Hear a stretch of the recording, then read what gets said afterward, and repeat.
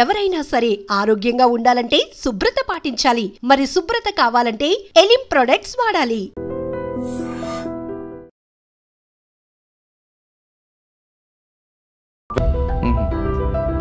So జీవితంలో ఒక్కొక్క మెట్టు ఎదిగాం కాబట్టి అన్నీ కలిసి వచ్చింది కాబట్టి నా పుస్తకానికి. సార్ ఇంకా మీకు 27 నెలలు సర్వీస్ ఉంటుండే కానీ ఎందుకు VRS తీసుకున్నారండి? గవర్నమెంట్ ఉద్యోగంలోనే ఉండాల్సిన అవసరం లేదు బతకడానికి. సార్ మీరు సర్వీస్లో ఉన్నంతకాలం ఉదయం నుంచి సాయంత్రం వరకు జాబ్ చేశారు మీకు. ఇప్పుడు మరి రిటైర్ VRS తీసుకున్న తర్వాత ఆ టైం ఎలా కిల్ చేస్తున్నారండి? టైం కిల్ కాదు, టైం సారణ. సార్ కాశ్మీర్లో ఎంతవరకు 2 రకాల మనుషులు ఉంటారండి. ఒకటి టూరిస్టులు, ఒకటి డివోటీస్. మీరు చూసిన వాళ్ళందరూ కూడా డివోటీస్ మీద అటాక్ చేయడం చూశారు, అమర్నాథ్ యాత్ర మీద కానీ. కానీ సార్ టూరిస్టుల మీద అటాక్ చేయడం మనం ఎలాగ భావించాలండి? అక్కడ అన్ఎంప్లాయిడ్ యూత్కు చాలా మంది 5 సెంటర్లో ట్రైనింగ్ ప్రోగ్రామ్స్ పెట్టాము. సార్ నిజామాబాద్లో ట్రైనింగ్ అవుతున్నప్పుడు మీకు ఎవరు ఎస్పీ అండి? అప్పుడు పివి నాయుడు గారు ఎస్పీ. ఆయన చాలా డిసిప్లిన్ నేర్పించాడు. సార్ తిరుపతి అనగానే చంద్రబాబు నాయుడు గారు, మోహన్ బాబు వీళ్ళందరితో పరిచయాలు ఉండేవాడు. 1973లో ఎంఏ పాస్ అయ్యాను. ఆయన 1974లో. సార్ గుంటూరు రూరల్లో 11 నెలల్లో మీకు బాగా గుర్తుండిపోయిన సంఘటన? టైగర్ నాగేశ్వరరావు అని అతను బ్యాంక్ డకాడీలు చేయాలని ప్రయత్నం మొదలుపెట్టాడు.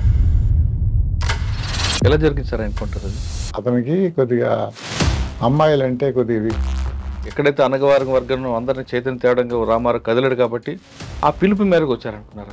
అసలు ఇంత క్రౌడ్ వస్తుంది మీరు ఎప్పుడైనా ఎక్స్పెక్ట్ చేశారు? అక్కడ ఒక రోజంతా రిక్షాలు కూర్చొని, నేను ఒక సమయం రిక్షాలు కూర్చొని తిరిగాను ఊరంతా. కానీ మీ టైంలోనే కొంతమంది సరెండర్ కూడా అయ్యారు నక్సలైట్. ఒకటిద్దరు చెప్పండి. కానీ ఇప్పుడు శాంతి చర్చల పేరు మీద వాళ్ళు ముందుకు వస్తున్నారండి. ఈ టైంలో మన ఆపరేషన్ కగార్ అనేది చేయడం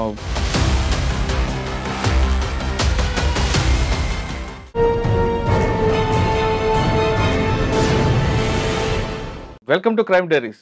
ఈ వారం మన గెస్ట్ పోలీస్ డిపార్ట్మెంట్లో 27 నెలలు ఇంకా ఉంటుండగానే VRS తీసుకున్న IPS ఆఫీసర్. పేరు డాక్టర్ సిఆర్ నాయుడు గారు, రిజైన్డ్ IG. సాధారణంగా ప్రతి ఆఫీసర్ కూడా ఇంకా సర్వీస్ ఉంటుండగా చాలామంది ఉంటుంటారు. సర్వీస్ అయిన తర్వాత కూడా OSDగానే ఉంటున్న ఈ కాలంలో ఆయన 27 నెలలు ఉంటుండగానే VRS తీసుకున్నారు. తీసుకున్న తర్వాత పోలీస్ డిపార్ట్మెంట్ కాకుండా సామాజిక సేవలో ఆయన ఎక్కువగా ఉన్నారు. ప్రజలకి సామాజిక సేవ చేయడం, సోషల్ యాక్టివిటీస్లో ఆయన ప్రధానంగా కనిపిస్తుంటారు. కానీ పోలీస్ డిపార్ట్మెంట్లో ఇంకా 27 నెలలు ఉంటుండగా ఎందుకు VRS తీసుకున్నారనే విషయం ఇప్పటికీ ప్రశ్నగా ఉంది. ఆ విషయాన్ని సార్ని తెలుసుకుందాం.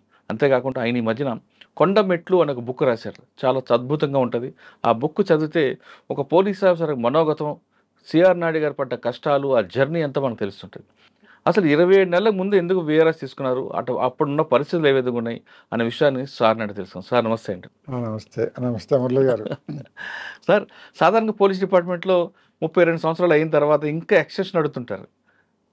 మాకు 1 సంవత్సరం ఇవ్వండి, 2 సంవత్సరాలు 2 లెటర్లు పెట్టించుకుంటారు, రికమెండేషన్ లెటర్లు చేయించుకుంటారు. కానీ మీరు ఇంకా 27 నెలలు ఉంటుండగానే మీరు VRS తీసుకున్నారు. అంటే అప్పుడున్న పరిస్థితులకు అనుగుణంగా తీసుకున్నారా, లేదు మీ మెంటాలిటీకి డిపార్ట్మెంట్ సూట్ కాదనుకొని తీసుకున్నారా, లేదు డిపార్ట్మెంట్లో కాదు మీ సర్వీస్ ఇంకా సోషల్ యాక్టివిటీస్లో చూపించాలి, ఇంకా సర్వీస్ చేయాలి ఇంటెన్షన్తో తీసుకున్నారా?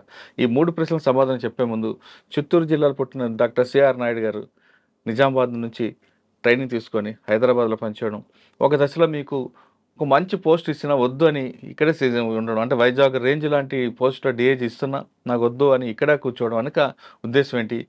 అప్పుడు పోలీస్కి ప్రజలకి మధ్యన గ్యాప్ ఎలా ఉండేది? అది పెరిగిందనుకోవాలా, తగ్గిందనుకోవాలా? మీకు ఈ ప్రశ్న చెప్పే ముందు ఒకసారి మీ కుటుంబ నేపథ్యం, మీ జర్నీ చెప్పండి. నేను కొమ్మేపల్లి అనే ఒక గ్రామంలో పుట్టాను. ఓహో, చిత్తూరు జిల్లా అప్పట్లో, ఇప్పుడు తిరుపతి జిల్లా. అవునా?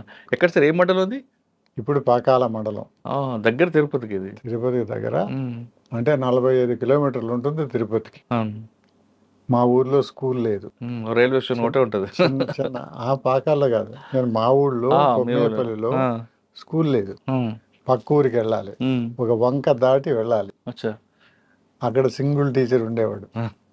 ఆ సింగిల్ టీచర్ కూడా పాపం ఆయనకి అప్పటికప్పుడు కొద్దిగా ఆరోగ్యం బాగా లేకుండా, ఆయనకి ఏదో కొన్ని సమస్యలు ఉండేవి చిన్నవాడు. సో నేను క్లాస్లో బాగానే చదువుకుంటున్నానని, నేను ఏ పాఠమైనా కానీ తొందరగా నాకు అవగాహన అయ్యేది, బాగా కంఠస్థం వచ్చేది కూడా. అందుకని టీచర్ లేనప్పుడు ఆ టీచర్ ఏం చేసేవాడు అంటే నన్ను, రేపు మిగతా పిల్లలు కూడా నువ్వు కూర్చోబెట్టి చదువు చెప్పు, రాయించు, చేతి రాత రాయించడం. అందుకని నాకు చిన్నయ్య ఊరు అని పేరు పెట్టారు మిగతా పిల్లలు. ఏమండి? చిన్న అయ్యవారు. ఒరిజినల్ అయితే ఆయన అని పాఠాలు చెప్పి నేను చెన్నయ్య ఊరు అక్కడ మాడలేకలో నాకు చెన్నయ్య ఊరు అని పేరు పడింది. అక్కడ నేను చదువుకున్నది మొట్టమొదట. ఆ తర్వాత మా ఊరికి దగ్గరలో ఒక 2.5 కిలోమీటర్ల దూరంలో దామల చెరువు అని ఒక ఊరుంది. అప్పుడే స్కూల్ పెట్టి 2 సంవత్సరాలు అయింది, 2-3 సంవత్సరాలు అయింది. సరే, హై స్కూల్కి అక్కడికి వెళ్ళాను. హై స్కూల్లో కూడా నేను స్కూల్లో క్లాస్ లీడర్గాను, లేకపోతే 10వ తరగతికి వచ్చేటప్పుడు నేను స్కూల్ పీపుల్ లీడర్గా నన్ను పెట్టారు. నన్ను ఎందుకు పెట్టారంటే అప్పటికి ఎస్ఎస్ఎల్సి నాకంటే 1 ఇయర్ ముందు ఉండేవాళ్ళు. ఎస్ఎస్ఎల్సి అనేవాళ్ళు ఆ రోజుల్లో. ఎస్ఎస్ఎల్సి అంటే 11th క్లాస్ అని. ఇప్పుడు 10th క్లాస్లో అయిపోతుంది, అప్పుడు 11th క్లాస్ వరకు ఉండేది.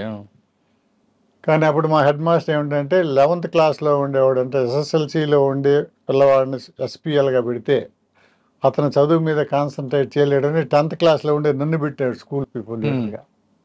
అయిపోయింది. స్కూల్ పీపుల్ లీడర్కి చాలా చాలా పనులు ఉంటాయి, అంత రెస్పాన్సిబిలిటీస్ స్కూల్లో.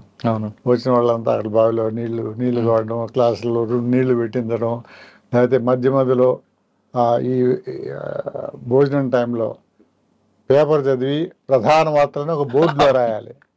ఇవన్నీ చేసేది కార్యక్రమం నాకు ఉండేది.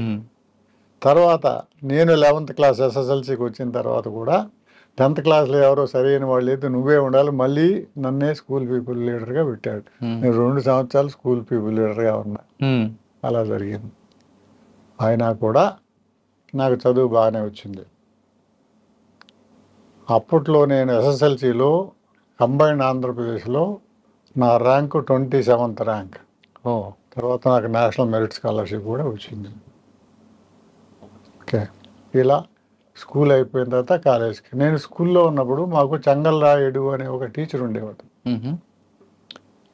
నాకు అన్ని క్లాసులు, డిబేటింగ్ కాంపిటీషన్ కానీ, ఎలక్యూషన్ కాంపిటీషన్ కానీ, రెసిటేషన్ కాంపిటీషన్లు కానీ అన్నిట్లో నాకు ఫస్ట్ ప్రైజ్, సెకండ్ ప్రైజ్ వచ్చేది. అప్పటికప్పుడు రాసినా కూడా నాకు వచ్చేది. అప్పుడు ఈ చెంగల్రాయుడు అనే టీచర్ నాకేమన్నా అంటే, బాబు నువ్వు ఐఏఎస్ కానీ ఐపీఎస్ కానీ కావాలి, నీకు ఆ సామర్థ్యం ఉంది.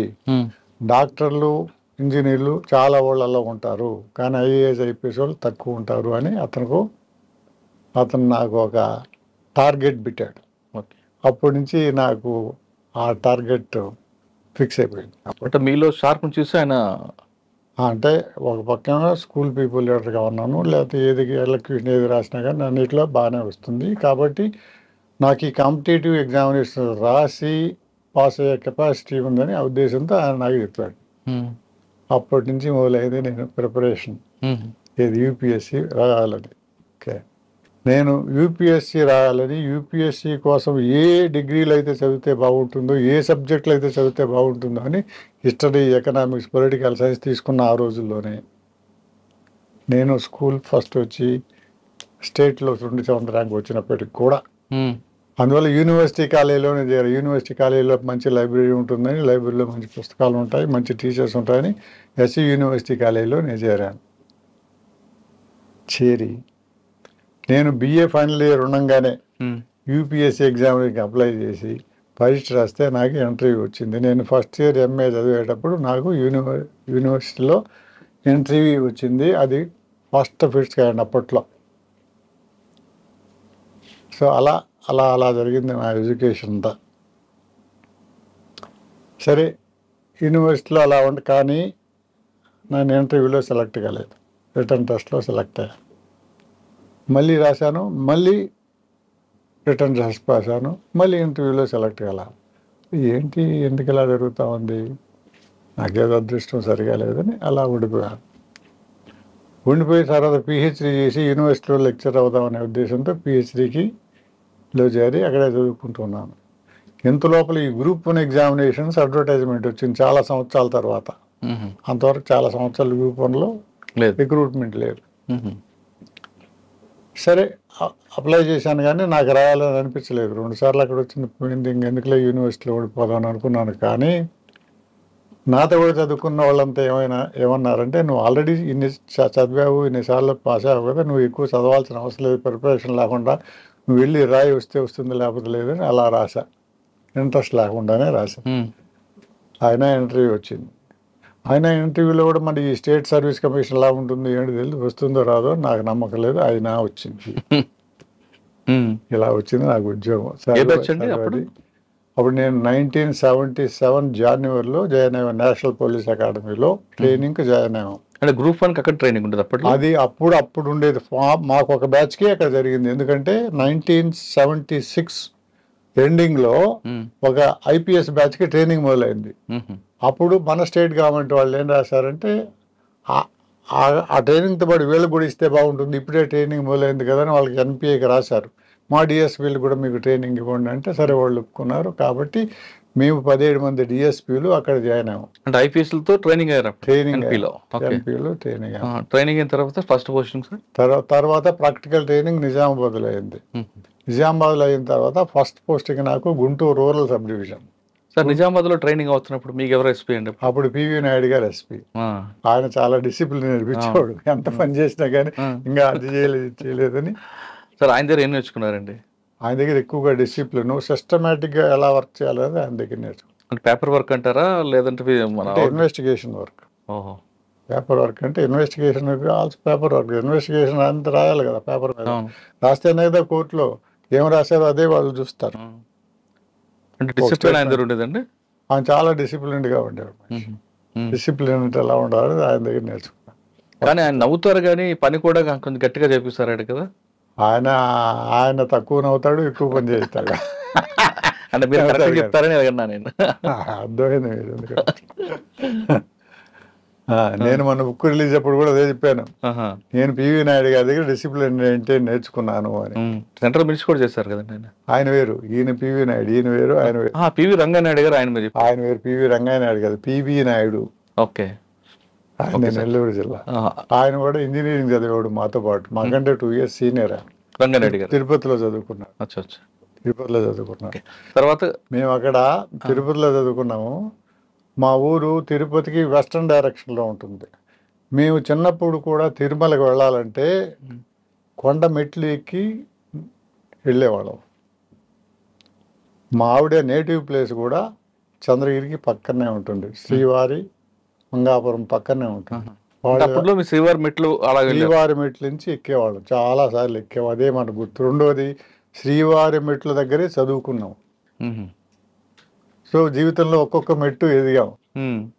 కాబట్టి అన్నీ కలిసి వచ్చింది. కాబట్టి నా పుస్తకానికి ఒక విలువ ఉంది. కొండ మెట్లు అని పేరు పెట్టి. జీవితం అనే ఒక కొండకు ఎలా మెట్లు ఎక్కాలి, దేవుడి దగ్గరికి వెళ్ళాలంటే ఎలా మెట్లు ఎక్కి వెళ్ళాలి అని ఒక సింబాలిక్గా ఉంటుందని అలా పెట్టాను. Okay sir. తిరుపతి అనగానే చంద్రబాబు నాయుడు గారు, మోహన్ బాబు వీళ్ళందరితో పరిచయాల్లో ఉండి ఉన్నప్పుడు. చంద్రబాబు నాయుడు నాకంటే 1 year జూనియర్ కాలేజీలో. ఆయన ఎకనామిక్స్ చదువుకున్నాడు. నేను 1973లో ఎంఏ పాస్ అయ్యాను. ఆయన 1974లో ఆయన ఎంఏ పాస్ అయ్యాడు. ఆయన ఎకనామిక్స్, నేను సోషియాలజీ. కానీ నేను తర్వాత రీసెర్చ్ స్కాలర్గా ఉన్నప్పుడు హాస్టల్లో రెసిడెంట్ ట్యూటర్గా ఉండేవాడిని. అప్పుడు చంద్రబాబు నాయుడు వాళ్ళ బ్యాచ్ వాళ్ళంతా కూడా అక్కడే హాస్టల్లో ఉంటారు. అక్కడ మొట్టమొదటి పరిచయం. ఆ పరిచయం తర్వాత కొనసాగింది. ఆ పరిచయం కొనసాగింది. ఇప్పుడు కూడా పరిచయాలు ఉన్నాయి. ఇప్పుడు కూడా ఏం కాలేదు. ఎందుకంటే ఆయన మా ఊరి దగ్గర, మాదే సేమ్ కాన్స్టిట్యుయెన్సీ, మాకు ఫస్ట్ ఎమ్మెల్యే కూడా అదే. చంద్రబాబు నాయుడు రాజకీయంలోకి వచ్చిన తర్వాత ఫస్ట్ ఎమ్మెల్యే చంద్రగిరి. అంతవరకు చంద్రగిరి కాన్స్టిట్యుయెన్సీ కూడా లేదు. అప్పుడు పీలేరు కాన్స్టిట్యుయెన్సీ ఉండేది, కొత్తగా ఫామ్ అయింది. అంటే ఆ విషయాలు కూడా కొన్ని ఆ పుస్తకంలో రాశారు. సార్ అప్పట్లో ఉన్న పరిచయం, తర్వాత రాజకీయంగా ఆయన ముఖ్యమంత్రి రావడం, మీరేమో పోలీస్ ఆఫీసర్ అవ్వడం, ఆ 2 పరిచయాలు అలా కొనసాగాయి. ఆ పరిచయాలు అయితే అలా కొనసాగాయి. తేడా అంటే ఆ వ్యత్యాసం ఏమైనా వచ్చిందంటారు? మీకన్నా పవర్ కాబట్టి ఆయన. వ్యత్యాసం ఏం కాదు. అప్పుడు మేము కలిసి ఉన్నాము. ఆయన బ్యాచులరు, నేను బ్యాచులరు. ఆయన స్టూడెంట్, నేను బ్యాచ్. ఎక్కువసార్లు కలిసేవాళ్ళం. తర్వాత ఆయన రాజకీయంకి వచ్చాడు, మినిస్టర్ అయ్యాడు. ఆయన మినిస్టర్గా ఉన్నప్పుడు నేను చీరాల డిఎస్పీగా ఉన్నాను, కాంగ్రెస్లో మినిస్టర్గా ఉన్నప్పుడు. తర్వాత నేను విశాఖపట్నంలో ఇంటెలిజెన్స్ డిఎస్పీగా ఉన్నాడు. ఆయన ఎప్పుడైనా ఆ ఏరియాకు టూర్లో వచ్చినప్పుడు నేను కలిసేవాడిని. ఒకటి రెండు సార్లు మా ఇంటికి పోయినా కూడా వచ్చాడు అప్పట్లో. ఆయన సీఎం అయిన తర్వాత సీఎం అయిన తర్వాత కూడా నేను సిటీలో ఉన్నాను కదా, కాబట్టి అప్పుడప్పుడు కలిసేవాళ్ళం. డీసీపీ ట్రాఫిక్గా ఉండే కలిసాడు, DCP law and order north జోన్లో ఉండే కలిసాడు. డీసీపీ నార్త్ జోన్లో ఉన్నప్పుడు నేను చైల్డ్ అండ్ పోలీస్ ప్రాజెక్ట్ పెట్టినప్పుడు స్ట్రీట్ చిల్డ్రన్ కోసం, మరి చైల్డ్ లేబర్ కోసం పెట్టిన తర్వాత ఒకరోజు ఒక మీటింగ్కి పిలిస్తే హరిహర కళాభవన్లో మీటింగ్ కూడా వచ్చారు. ఆ విషయాలు కూడా ఇందులో రాశాను. అందులో ఒక పిల్లవాడికి హార్ట్లో ఒక హోల్ ఉంటే కూడా నేను అడిగితే వెంటనే డబ్బు కూడా శాంక్షన్ చేసి అతను కూడా చేయించాం. సార్, ఆ బాల్యనాటి స్నేహితుడు చిన్నాడు స్నేహితుడు కలిసినప్పుడు ఆ చిన్నాడు విషయాలు ఊరు అన్ని మాట్లాడుకుంటారా, లేదు పక్క ప్రొఫెషనల్గా ఉండిపోతారా? 90% ప్రొఫెషనల్గానే ఉంటాము. ఒక్కో 10% అవి కూడా మాట్లాడుకునే ఉంటాం. అంటే నేను ఒకవైపు ఏమో ఆఫీసర్, ఒక పక్క ఏమో ఫ్రెండ్, మరి రెండు విషయాలు మాట్లాడుకోవాలి కదా, ఒకటే మాట్లాడుకోవట్లేదు. కానీ క్లబ్ చేయలేదు. నిజమే. ఇప్పుడు నేను ఆఫీసర్ కాదనుకోండి, ఓన్లీ ఆయన చిన్ననాటి ఫ్రెండ్ అనుకోండి, వస్తే ఏం మాట్లాడుకుంటాం, మాట్లాడు. నేను పోలీసులో ఉన్నాను, మరి నార్త్ జోన్లో ఏం జరుగుతుంది, డీసీపీ లా అండ్ ఆర్డర్లో డీసీపీగా ఉన్నప్పుడు ఏం జరిగింది, ఎప్పుడైనా వచ్చినప్పుడు మాట్లాడలేదు. ఆఫీసుల్లో కూడా రివ్యూస్ జరిగేవి కదా, ముఖ్యమంత్రి గారు కొన్ని రివ్యూస్ కూడా పెడుతుంటారు, ఆ రివ్యూస్ కూడా నేను వెళ్ళేవాడిని. తర్వాత నేను డీసీపీ ట్రాఫిక్గా ఉన్నాను. డీసీపీ ట్రాఫిక్గా ఉన్నప్పుడు ట్రాఫిక్ గురించి ఇంప్రూవ్మెంట్ గురించి ఆయన మీటింగ్లు కూడా పెట్టేవారు. ఆ మీటింగ్లో కూడా ఒకటి రెండు సార్లు ట్రాఫిక్ ఇంప్రూవ్మెంట్ ఏం చేయాలని నాకు తెలిసిన సలహాలు నేను ఇచ్చాను. కానీ ప్రొఫెషనల్ పర్సనల్ రెండు క్లబ్ చేయలేదు ఎప్పుడు కూడా. నెవర్. అందుకే మీకు రిలేషన్ కంటిన్యూ అవుతుంది. అంతే, క్లబ్ చేయాల్సిన అవసరం కూడా ఏముంది. అంటే కొంతమంది కలుపుతుంటారు కదా. నిజమే. ఆయన రాజకీయ నాయకుడికి ఆయన ఉన్నాడు, నేనే పోలీస్ ఆఫీసర్గా నేనున్నాను. నా పని అయితే ఆయనకి అనుకుంది. కానీ మీ ప్రొఫెషనల్ ఆయన వేలు పెట్టడం కానీ ఆయన ప్రొఫెషనల్ మీరు వేలు పెట్టడం చేయలేదు. అంటే మీ ప్రొఫెషనల్ అంటే అఫీషియల్గా వేలు పెట్టడం, ఆయన సలహాలు ఇవ్వడం, ఆర్డర్స్ ఇవ్వడం అంతే. ఈ మంచి పని చేయి, చెడ్డ పని చేయి, మనవాడికి వదిలిపెట్టు, అలాంటివి ఏం లేవు. మీరు కూడా నాకు పోస్ట్ కావాలి, ట్రాన్స్ఫర్ కావాలి, మీరు కూడా నేనే ఎప్పుడు ఆయన ఏ పోస్ట్ కావాలని అడగలేదు. కాబట్టి డీజీపీ గారు నా విశాఖపట్నం డిఐజీకి వెళ్ళమంటేనే సార్ నేను మైత్రి డిఐజీగా ఉంటాను అని నేనే ఆఫర్ చేశాను. అంటే దేశంలో మొట్టమొదట డిఐజీగా కమ్యూనిటీ పోలీసింగ్ టేకప్ చేసింది నేనే. ఎందుకంటే అది మంచి పని కాబట్టి దాన్ని టేకప్ చేశాం. ఓకే సార్, అక్కడ వైజాగ్ రేంజ్ వరకు వెళ్ళే ముందు first posting Guntur. Guntur rural. అప్పుడు ఎవరు ఎస్పీ ఎవరు మీకు? అప్పుడు గుంటూరు శ్రీకాంత్ రెడ్డి అండి. శ్రీకాంత్ రెడ్డి. ఓకే సార్, అక్కడికి వెళ్ళాక మీకు మెయిన్ ఛాలెంజ్ ఏమొచ్చిందండి? నేను అక్కడికి వెళ్ళి 11 నెలలే ఉన్నాను. అప్పుడు చూస్తుంటే ఎక్కువ రోడ్ యాక్సిడెంట్ జరుగుతుండేటివి. నేషనల్ హైవే మనం చెన్నై నుంచి కలకత్తా వరకు వెళ్ళే నేషనల్ హైవే గుంటూరు పక్కన వెళ్తుంది. ఆ ఏరియా అంతా ఎక్కువ నాకు ఉండేది. విపరీతంగా రోడ్ యాక్సిడెంట్లు జరిగేవి. ఒకసారి ఒక రోడ్ యాక్సిడెంట్ జరిగితే 20 మంది అక్కడక్కడే చనిపోయారు. అయ్యో. అక్కడక్కడే అసలు శవాలు కొన్ని వేలాడుతున్నాయి బస్సుకి. ఒక బస్సు ఒక లారీ గుద్దుకున్నాయి. అప్పుడు సుబ్రహ్మణ్యన్ అని డిఐజీ ఉండేవాడు. ఆయన నన్ను పిలిచన్నాడు, నువ్వు రీసెర్చ్ స్కాలర్ కదా, దీని మీద రీసెర్చ్ చేసి రోడ్ యాక్సిడెంట్ ఎందుకు జరుగుతున్నాయి, ఎలా జరుగుతున్నాయి, దీనికి మనం ప్రివెంటివ్ యాక్షన్ అని తీసుకోవచ్చు అని చెప్తే ఒక 3 నెలలు కష్టపడి అన్ని స్టడీ చేసి ఆయనకి ఇచ్చా. సో నేను ఇచ్చిన ఫైండింగ్స్ అందరి ఎస్పీలకి పంపించి రోడ్ యాక్సిడెంట్లు జరగకుండా ఉండాలంటే ఏమి చేయొచ్చు అనేటువంటి సలహాలు అందులో ఉన్నాయి కాబట్టి అందరికి పంపిస్తే కొన్ని ఆ సలహాలను ఇంప్లిమెంట్ చేశారు. సాధారణంగా road accident, cause of road accident చూస్తారు మీరు. రోడ్ డివైడర్ ప్రాబ్లమా, లేదా రోడ్ డిజైన్ ప్రాబ్లమా, లేదా డ్రంక్ అండ్ డ్రైవా, హై స్పీడ్ అని చూస్తారు. మీరు చెప్పిన ఆ బెల్ట్లో ఎక్కువ ఏ రీజన్ కనిపించిందండి? అక్కడ రోడ్ డిజైన్ ప్రాబ్లం ఉందంటారా? Design problem, speed problem. Okay. Road ఎప్పుడైతే స్ట్రైట్గా ఉంటుందో డ్రైవర్ స్పీడ్గా వెళ్తాడు. రోడ్డు కొద్దిగా వంకర టెంకర్లు ఉన్నప్పుడు రోడ్ యాక్సిడెంట్లు తగ్గుతాయి. కేర్ఫుల్గా ఉంటాడు. రెండోది, డివైడర్స్ ఎక్కడైతే లేదో, మిడిల్ డివైడర్స్ ఎక్కడ లేదు, రోడ్ యాక్సిడెంట్స్ ఎక్కువ జరుగుతాయి. జరిగితే కూడా ఇంపాక్ట్ ఎక్కువ ఉంటుంది. ఎందుకంటే ఎదురెదురుగా గుర్తుకున్నప్పుడు ఇంపాక్ట్ డివైడర్స్ ఉంటాయో ఆటోమేటిక్గా రోడ్ యాక్సిడెంట్లు తగ్గుతాయి. రోడ్ యాక్సిడెంట్లు తగ్గేది కాదు, యాక్సిడెంట్ జరిగినా కూడా చనిపోవడం లేకపోతే దెబ్బలు తినడం తగ్గుతాయి, ఇంపాక్ట్ తగ్గుతుంది. సార్, అప్పట్లో ఒకే లైన్ ఉండేది, సింగిల్ లైన్ ఉండేది, కేర్ఫుల్గా ఉండేవారు. అయితే మాత్రం మీరు అన్నట్లుగా చాలా పెద్ద మేజర్ యాక్సిడెంట్ ఉంటుంది. ఇప్పుడు రోడ్లు పెరిగాయి, డివైడర్లు వచ్చాయి, అయినా యాక్సిడెంట్స్ అవుతుంటాయి. ఎందుకండి? అంటే దీన్ని డెన్సిటీ ప్రాబ్లం అని అంటారు. ఇంతకుముందు ఒక రోడ్డు ఉంటే రోడ్డు మీద ఎన్ని వెహికల్స్ ఉన్నాయి, ఇప్పుడు ఎన్ని వెహికల్స్ ఉన్నాయి. మీరు ఎంత వెడల్పు చేసినా కూడా నంబర్ ఆఫ్ వెహికల్స్ పెరిగిపోతుంటే మీరు ఎంత వెడల్పు చేసినా కూడా పెరుగుతూనే ఉంటుంది, ట్రాఫిక్ స్లో అయిపోతూ ఉంటుంది. ఎప్పుడైతే ట్రాఫిక్ స్లో అవుతుందో టైం లేని వాళ్ళు స్పీడప్ చేయడానికి ప్రయత్నిస్తారు. సిటీలో కూడా అదే జరుగుతూ ఉంటుంది. సిటీలో ట్రాఫిక్ బ్లాక్ అవుతుంది, ఒక విఐపి మూమెంట్ ఉంటుంది, అరగంట బ్లాక్ అయిపోతుంది. అంతవరకు వెయిట్ చేసేవాడు ఏం చేశాడు, అతనికి టైం అయిపోయిందో తొందరగా వెళ్ళాలని వెళ్ళిపోతుంటాడు. ఇట్లా చాలా సమస్యలు ఉంటాయి. సో యాక్చువల్లీ మనకు చెప్పాలంటే వేరే దేశాలలో ట్రాఫిక్ మేనేజ్మెంట్కు సపరేట్ డిపార్ట్మెంట్ ఉంటుంది, ట్రాఫిక్ మూమెంట్. ఓకే. పోలీసులు రోడ్ యాక్సిడెంట్ ఏదైనా జరిగినా లేదు ఎక్కువ స్పీడ్ వెళ్తా ఉన్నా కానీ కొన్ని విషయాలే పోలీసులు పట్టించుకుంటారు. మిగతా విషయాలను ఇంజనీరింగ్ డిపార్ట్మెంట్ వాళ్ళు, ట్రాఫిక్ మేనేజ్మెంట్ డిపార్ట్మెంట్ వాళ్ళు పట్టించుకుంటారు. కానీ మనకు ఆ వ్యవస్థ ఇంకా రాలేదు. అది వస్తే మనకు ట్రాఫిక్ ఇంప్రూవ్మెంట్ జరుగుతుంది. ఓకే సార్, గుంటూరు రూరల్లో 11 నెలల్లో మీకు బాగా గుర్తుండిపోయిన సంఘటన ఉందా? ఒకటేమో నేను చెప్పినట్లు యాక్సిడెంట్. రెండోది ఏంటంటే ఆ రూరల్ ఏరియాస్లో అప్పుడు ఈ బ్యాంక్ డెకాయిటీస్లు మొదలైనాయి. బ్యాంక్ డెకాయిటీస్ మొదలైన తర్వాత టైగర్ నాగేశ్వరరావు అనే అతను బ్యాంక్ డెకాయిటీలు చేయాలని ప్రయత్నం మొదలుపెట్టాడు. అతను ఎందుకు మొదలుపెట్టాలంటే మాకున్న సమాచారం ప్రకారం అంతకుముందు మనకు విశాఖపట్నంలో ఆ టెంపుల్ సింహాచలం టెంపుల్ డెకాయిటీ జరిగింది. ఆ డెకాయిటీ జరిగింది ఒక గ్రూప్ అయితే, టైగర్ నాగేశ్వరరావు ఇంకో గ్రూప్. టైగర్ నాగేశ్వరరావు ఏం చేసేవాడు, ఒకడో ఇద్దరు ఒకరితో కలిపి పనిచేసేవాడు, ఎక్కువ మంది గ్రూప్గా ఉండేవాడు కాదు. ఆయన దగ్గర ఒక పిస్టల్ కూడా ఉంది. ఆ రోజుల్లో పిస్టల్తో తిరుగుతున్న డెకాయిట్ అతను ఒకడే.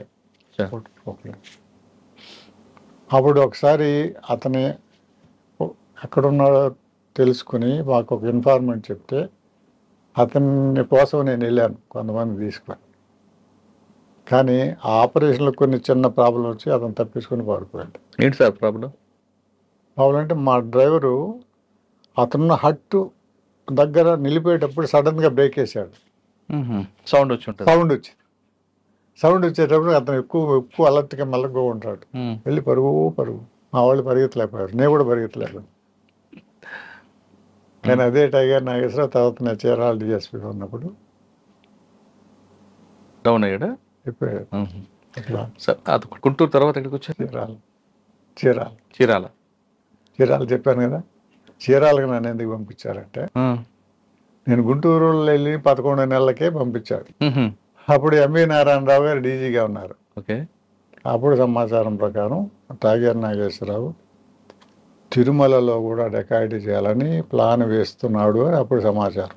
అప్పుడు ఎంవి నారాయణరావు గుంటూరుకు వచ్చి మీటింగ్ పెట్టి ఎస్పీలతో, గుంటూరు, ప్రకాశం, నెల్లూరు ఎస్పీలతో మీటింగ్ పెట్టి ఎలాగైనా టైగర్ నాగేశ్వరరావుని పట్టుకోవాలి, ఏదైనా సరే డెడ్ ఆర్ అలైవ్ అని అందరికి ఆర్డర్ ఇచ్చేశారు. అంతకుముందే నన్ను ఈ సమస్యను పరిష్కారం చేయడానికి చీరాల డిఎస్పీగా ట్రాన్స్ఫర్ చేశారు 11 నెలలకే. ఎందుకంటే టైగర్ నాగేశ్వరరావు టాస్క్ మీకు దానికోసం ఒక డిఎస్పీ పోస్ట్ క్రియేట్ చేశారు ఫస్ట్ టైం. డిఎస్పీ లేరు అంతవరకు చీరాల ఇన్స్పెక్టర్ ఉన్నారు, డిఎస్పీ లేరు. నేను ఫస్ట్ డిఎస్పీ చీరాలకి. ఓకే సరే, ఎంవి నారాయణరావు గారు ఈ ఆర్డర్స్ అన్ని ఇచ్చిన తర్వాత అప్పుడు అలువాలియా అని ఎస్పీ, అలువాలియా ఎస్పీ, నేను చీరాల డిఎస్పీ. అప్పుడు అలువాలియా నేను కూర్చొని సరే ఏం చేద్దామంటే 2 టీంలు ఫామ్ చేసాం. లోకల్ టీం ఒకటి, లోకల్ వాళ్ళతో సంబంధం లేని టీం ఒకటి. లోకల్ టీం ఫామ్ చేస్తే ఏమవుతుందంటే లోకల్ వాళ్ళు అక్కడున్న డెకాయిట్స్ అక్కడున్న ఈ వీళ్ళకి కొద్దిగా ఐడెంటిఫై అయిపోతారు ఉంటారు, ప్లస్ ఇన్ఫర్మేషన్ లీక్ కూడా అవ్వచ్చండి. అందుకని సపరేట్ టీం పెట్టి దానికి మురళి అనే ఒక ఎస్ఐని ఆ టీం ఇన్ఛార్జిగా పెట్టారు. టీం ఇన్ఛార్జ్ పెడితే వీళ్ళు కష్టపడి 6-7 నెలలు కష్టపడి సో అతన్ని ఎన్కౌంటర్ దాంట్లో చనిపోయాడు. ఎలా జరిగింది సార్ ఎన్కౌంటర్? అది సినిమాలో ఇప్పుడు చూపించినట్లుగా జరిగిందా? తెలియదు, నేను సినిమా చూడలేదు, ఏం చూపించారు నాకు తెలియదు. నేను ఏం జరిగిందో నా పుస్తకంలో రాసేసాను. ఒకసారి మాకు రివీల్ చేయండి సార్. అదే చెప్తున్నాను కదా, అతనికి కొద్దిగా అమ్మాయిలంటే కొద్దిగా వీక్నెస్ ఉండేది. ఆ రకంగా అతను పట్టుబడిపోయాడు.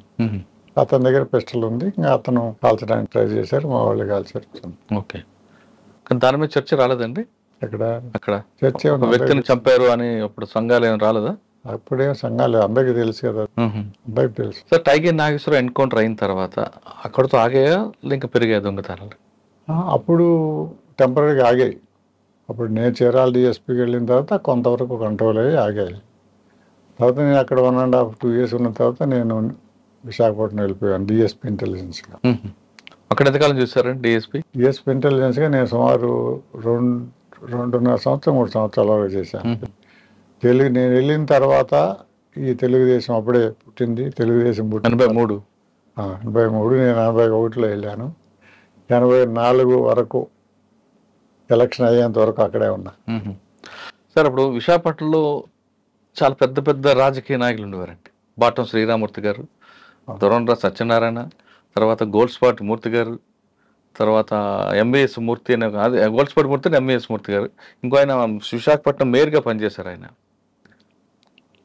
వీళ్ళందరూ ఎలా ఉండేది, మూమెంట్స్ ఎలా ఉండేవి? ఆ జిల్లాలో కాంగ్రెస్ పార్టీలో 2 గ్రూపులు ఉండేవండి. అందులో ఆ జిల్లాలో 2 గ్రూపులు ఉండేవి కాంగ్రెస్లో ముఖ్యంగా. అవును, దొంగరా సత్యనారాయణ గ్రూప్ ఒకటి, బాటం శ్రీరామూర్తి 2 గ్రూపులు ఉండేవి. వాళ్ళ ఆఫీసర్లో కూడా ఆయన గ్రూపు ఈయన గ్రూపు అని తయారైపోయినాయి. ఎందుకంటే ఆయన పోస్టింగ్స్ చేయించడం లేకపోతే ఈ రకరకాలుగా మీకు తెలుసు కదా అడ్మినిస్ట్రేషన్లో ఎలా ఉంటుందో అలా ఉండేటివి. సో అవి కూడా మేము డిఎస్పీ ఇంటెలిజెన్స్గా కొద్దిగా మానిటర్ చేస్తుండేవాళ్ళం. కానీ మ్యాన్ పవర్ తక్కువ కదా సార్ అప్పట్లో? మ్యాన్ పవర్ తక్కువే. లా అండ్ ఆర్డర్ వెళ్ళేవారు కదా, ఇంటెలిజెన్స్ అంటే ఎవరు వచ్చేవారు కదా. కానీ వీళ్ళ మూవ్మెంట్ ఎలా తీసుకునేవారండి? పొలిటికల్ స్టెప్స్ ఎలా ఉండేవి? మా దగ్గర ఉంటారు కదా, మా దగ్గర కొన్ని హెడ్ కానిస్టేబుల్స్ వాళ్ళు ఉంటారు, వాళ్ళే కవర్ చేస్తుంటారు. కొన్ని పేపర్స్లో ఓపెన్ ఇన్ఫర్మేషన్ చాలా వరకు పేపర్లో వచ్చేస్తూ ఉంటుంది. ఆ పేపర్లో వచ్చిన దాన్ని అనలైజ్ చేయాలి. పేపర్లో వచ్చిన ఇన్ఫర్మేషన్ కంటే అనాలిసిస్ ముఖ్యం. పేపర్ వాళ్ళు వాళ్ళకి ఇష్టం వచ్చినట్టు వాళ్ళు అనలైజ్ చేస్తుంటారు. కానీ ప్రొఫెషనల్గా అనలైజ్ చేయడం వేరు, న్యూస్ పేపర్ వాళ్ళ అనాలిసిస్ వేరు, తేడా ఉంటుంది. మీరు ఇన్సిడెంట్ వైజ్ రాసుకెళ్ళిపోతారు, కానీ ప్యాటర్న్ ఉందా లేదా అనేది ఇంటెలిజెన్స్లో వాళ్ళ అనాలిసిస్లో మాకు తెలుస్తుంది. అదే టైంలో ఒకవైపు గౌతలక్ష్మి గారి మూమెంట్ ఉంటుంది, ఇంకోవైపు విశాఖపట్నం, విజయనగరంలో పోస్టుపాటు అశోకరాజు, వీళ్ళందరూ యాక్టివిటీస్ ఎలాగుండేవండి అప్పుడు? అప్పుడే వీళ్ళు తెలుగుదేశం వచ్చింది కదా. తెలుగుదేశం వచ్చిన తర్వాత వీళ్ళ యాక్టివిటీస్ కంటే కూడా అప్పుడు పబ్లిక్ ఒపీనియన్లో చాలా మార్పు వచ్చిందండి. అంటే వ్యాక్యూమ్ ఉందంటారు అప్పట్లో? కాంగ్రెస్ పార్టీ అంటే ఆవు దూడ గుర్తు చేతి గుర్తున్న ప్రజలు అలా ఉండిపోయారు కదా. ఆ 3 జిల్లాల్లో ఉత్తరాంధ్రలో రాజకీయ చైతన్యం ఎక్కువ, అందరూ కాంగ్రెస్ పార్టీలో 2 గ్రూపులు, ఇంతమంది ఉండున్నా కూడా వ్యాక్యూమ్ ఉందంటారు? ఉంది. అంటే దాన్ని మీరు వ్యాక్యూమ్ అని అంటున్నారు. వ్యాక్యూమ్ అంటే కూడా రీఅలైన్మెంట్ ఆఫ్ సోషల్ ఫోర్సెస్ అని అనాలి దీన్ని. అచ్చా, రీఅలైన్మెంట్ అంటే అంతవరకు కాంగ్రెస్ పార్టీ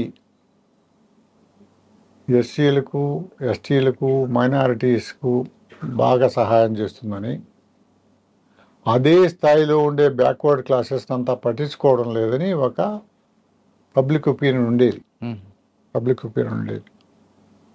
ఆ ఒపీనియన్ ఉన్నదానివల్ల ఎన్టీ రామారావు తెలుగుదేశం పెట్టినప్పుడు బ్యాక్వర్డ్ క్లాసెస్లో ఎక్కువ మంది తెలుగుదేశానికి వేశారు. ఓపెన్గా చెప్పేవాళ్ళు కాదు కాబట్టి చాలామందికి అర్థమయ్యేది కాదు ప్రజల్లో ఏం జరుగుతూ ఉందో. ఆ సందర్భంలోనే ఒకసారి అప్పుడు రోసయ్య గారు హోంమంత్రిగా ఉన్నారు. నేను చీరాల్లో గుంటూరులో పనిచేసినప్పుడు ఆయన నాకు బాగా పరిచయం, ఆయన బాగా లైక్ చేసేవాడు కూడా. ఆయన హోంమంత్రిగా ఉండి విశాఖపట్నం, విజయనగరం, శ్రీకాకుళం ఏరియాలకు టూర్లు వచ్చినప్పుడు నన్ను రమణేవాడు, నాతో కూడా ఉండి కబుర్లు చెప్పుకొని వెళ్దామంటే 2-3 సార్లు కూడా వెళ్ళాను. ఇట్లాగే డిస్కషన్ వచ్చింది మీరు చెప్పినట్టు. ఆయన అడిగాడు ఏంటి ఏం జరుగుతాను. నేను ఒకటే మాట చెప్పాను తమాషగా, సార్ లీడర్లంతా మీ వైపు సార్, ఓటర్లంతా వైపు అంటే ఊరికే ఏదో చెప్తున్నాను. లేదు ఉండేది లేదు, మేము మీటింగ్ పెడితే మాకు కూడా మీటింగ్లకు వస్తారు కదా, రావచ్చు మీటింగ్లకి రావచ్చు, కానీ ఒపీనియన్ ఇట్లా ఉంది మీరు చూసుకో. కానీ అప్పట్లోనే మీకు గ్రంథి మల్లికార్జునరావు గారు రాజా, ఆయనతో రోసయ్య గారితో ఒక అనుబంధం. మల్లికార్జునరావుతో నాకు మీకు అనుబంధం లేదు, కానీ ఆయన కారులో మీరు, ఆయన, రోసయ్య గారు శ్రీకాకుళం పర్యటన, ఆయన ఎప్పుడెప్పుడు ఒక్కోసారి వస్తుండేవాళ్ళేమో, నాకు అంత టచ్ లేదు. చూసాను మీకు.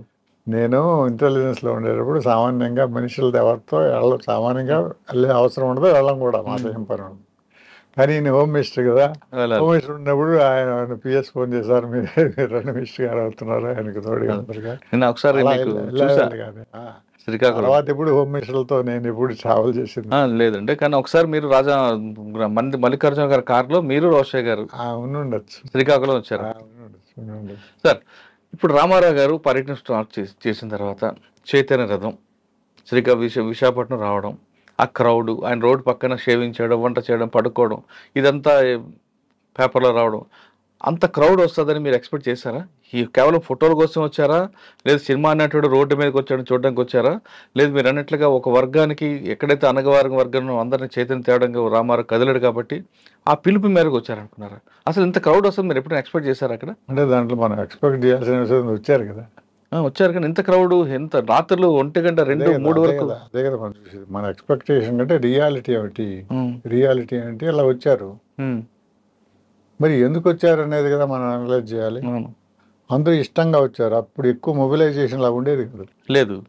రాత్రిలో కూడా వెయిట్ చేస్తున్నారంటే ఆయన ఫస్ట్ టైం పాలిటిక్స్లోకి వచ్చాడు. అంతవరకు పాలిటిక్స్లో లేదు కాబట్టి ఆయన మీద ఏమీ నెగటివ్ లేదు, ఏదన్నా ఉంటే పాజిటివ్. అందులో ఆయన షేవింగ్ చేసుకోవడం, మామూలు గ్రామాలలో అక్కడే స్నానాలు చేయడం, అంటే అతను కామన్ మ్యాన్తో కనెక్ట్ అయిపోయాడు. వేరే వాళ్ళకంటే కూడా కామన్ మ్యాన్తో కనెక్ట్. అంతవరకు ఎవరు అలా పనులు చేయలేదు కదా. అప్పుడు పొలిటీషియన్ అంటే కొంచెం పైన ఉండేవారు కదా. అంతే కదా, ఎవరు ఉండేవాళ్ళు, ఏదో కార్లు వెళ్ళేవాళ్ళు, లేదా ఇంకోటి వెళ్ళే బస్సులు వెళ్ళి ఆగేవాళ్ళు, సర్క్యూట్ అసలు దిగేవారు. ఈయన ఏమయ్యాడు, మామూలు వ్యవసాయదారులాగా, లేదు ఏదో పొలంలో పని చేసుకునేలాగా అక్కడే స్నానం చేయడం, అక్కడే భోజనం చేయడం, అలా తిరుగుతూ ఉండేవాడు. అతను కామన్ మ్యాన్తో బాగా కనెక్ట్ అయిపోయాడు. అందులో ఆయన వెల్ఫేర్ పాలిటిక్స్ మొదలుపెట్టింది దేశంలో ఆయన మొట్టమొదటిగా ఈ ₹2 కేజీని. అంతవరకు ఎవరు ఇటువంటి వెల్ఫేర్ స్కీమ్ అనౌన్స్ చేయలేదు. బట్ ఇవన్నీ కలిసి వచ్చినాయి. ఒకటి ముఖ్యంగా బ్యాక్వర్డ్ క్లాసెస్లో మనకు న్యాయం చేయలేదు కాంగ్రెస్ వాళ్ళని ఒక ఫీలింగ్ ఉండేది. కామన్ మ్యాన్లో ఈ వెల్ఫేర్ యాక్టివిటీస్ అని అనౌన్స్ చేసేటప్పటికి పూర్ పీపుల్లో కూడా అఫినిటీ వచ్చింది. మళ్ళీ అంతవరకు ఆయన పాలిటిక్స్లో లేడు కదా, ఫస్ట్ టైం వచ్చాడు. ఆయన సేవ చేయడానికి వచ్చాడు అనేది ఎక్కువ మందికి అర్థమైంది 60 సంవత్సరాల తర్వాత, 60 సంవత్సరాల ఏజ్లో. సార్ అప్పట్లో కొంతమంది అంటే మీరు చెప్తున్న రోనరాజు గారు, బాటం శ్రీరామ్, అందరూ సీనియర్ పొలిటీషియన్. కరెక్ట్. వీళ్ళు కాకుండా కొత్త వాళ్ళందరూ డాక్టర్లు, ఇంజనీర్లు కూడా పార్టీలు వచ్చారు, రాజకీయాల్లోకి వచ్చారు.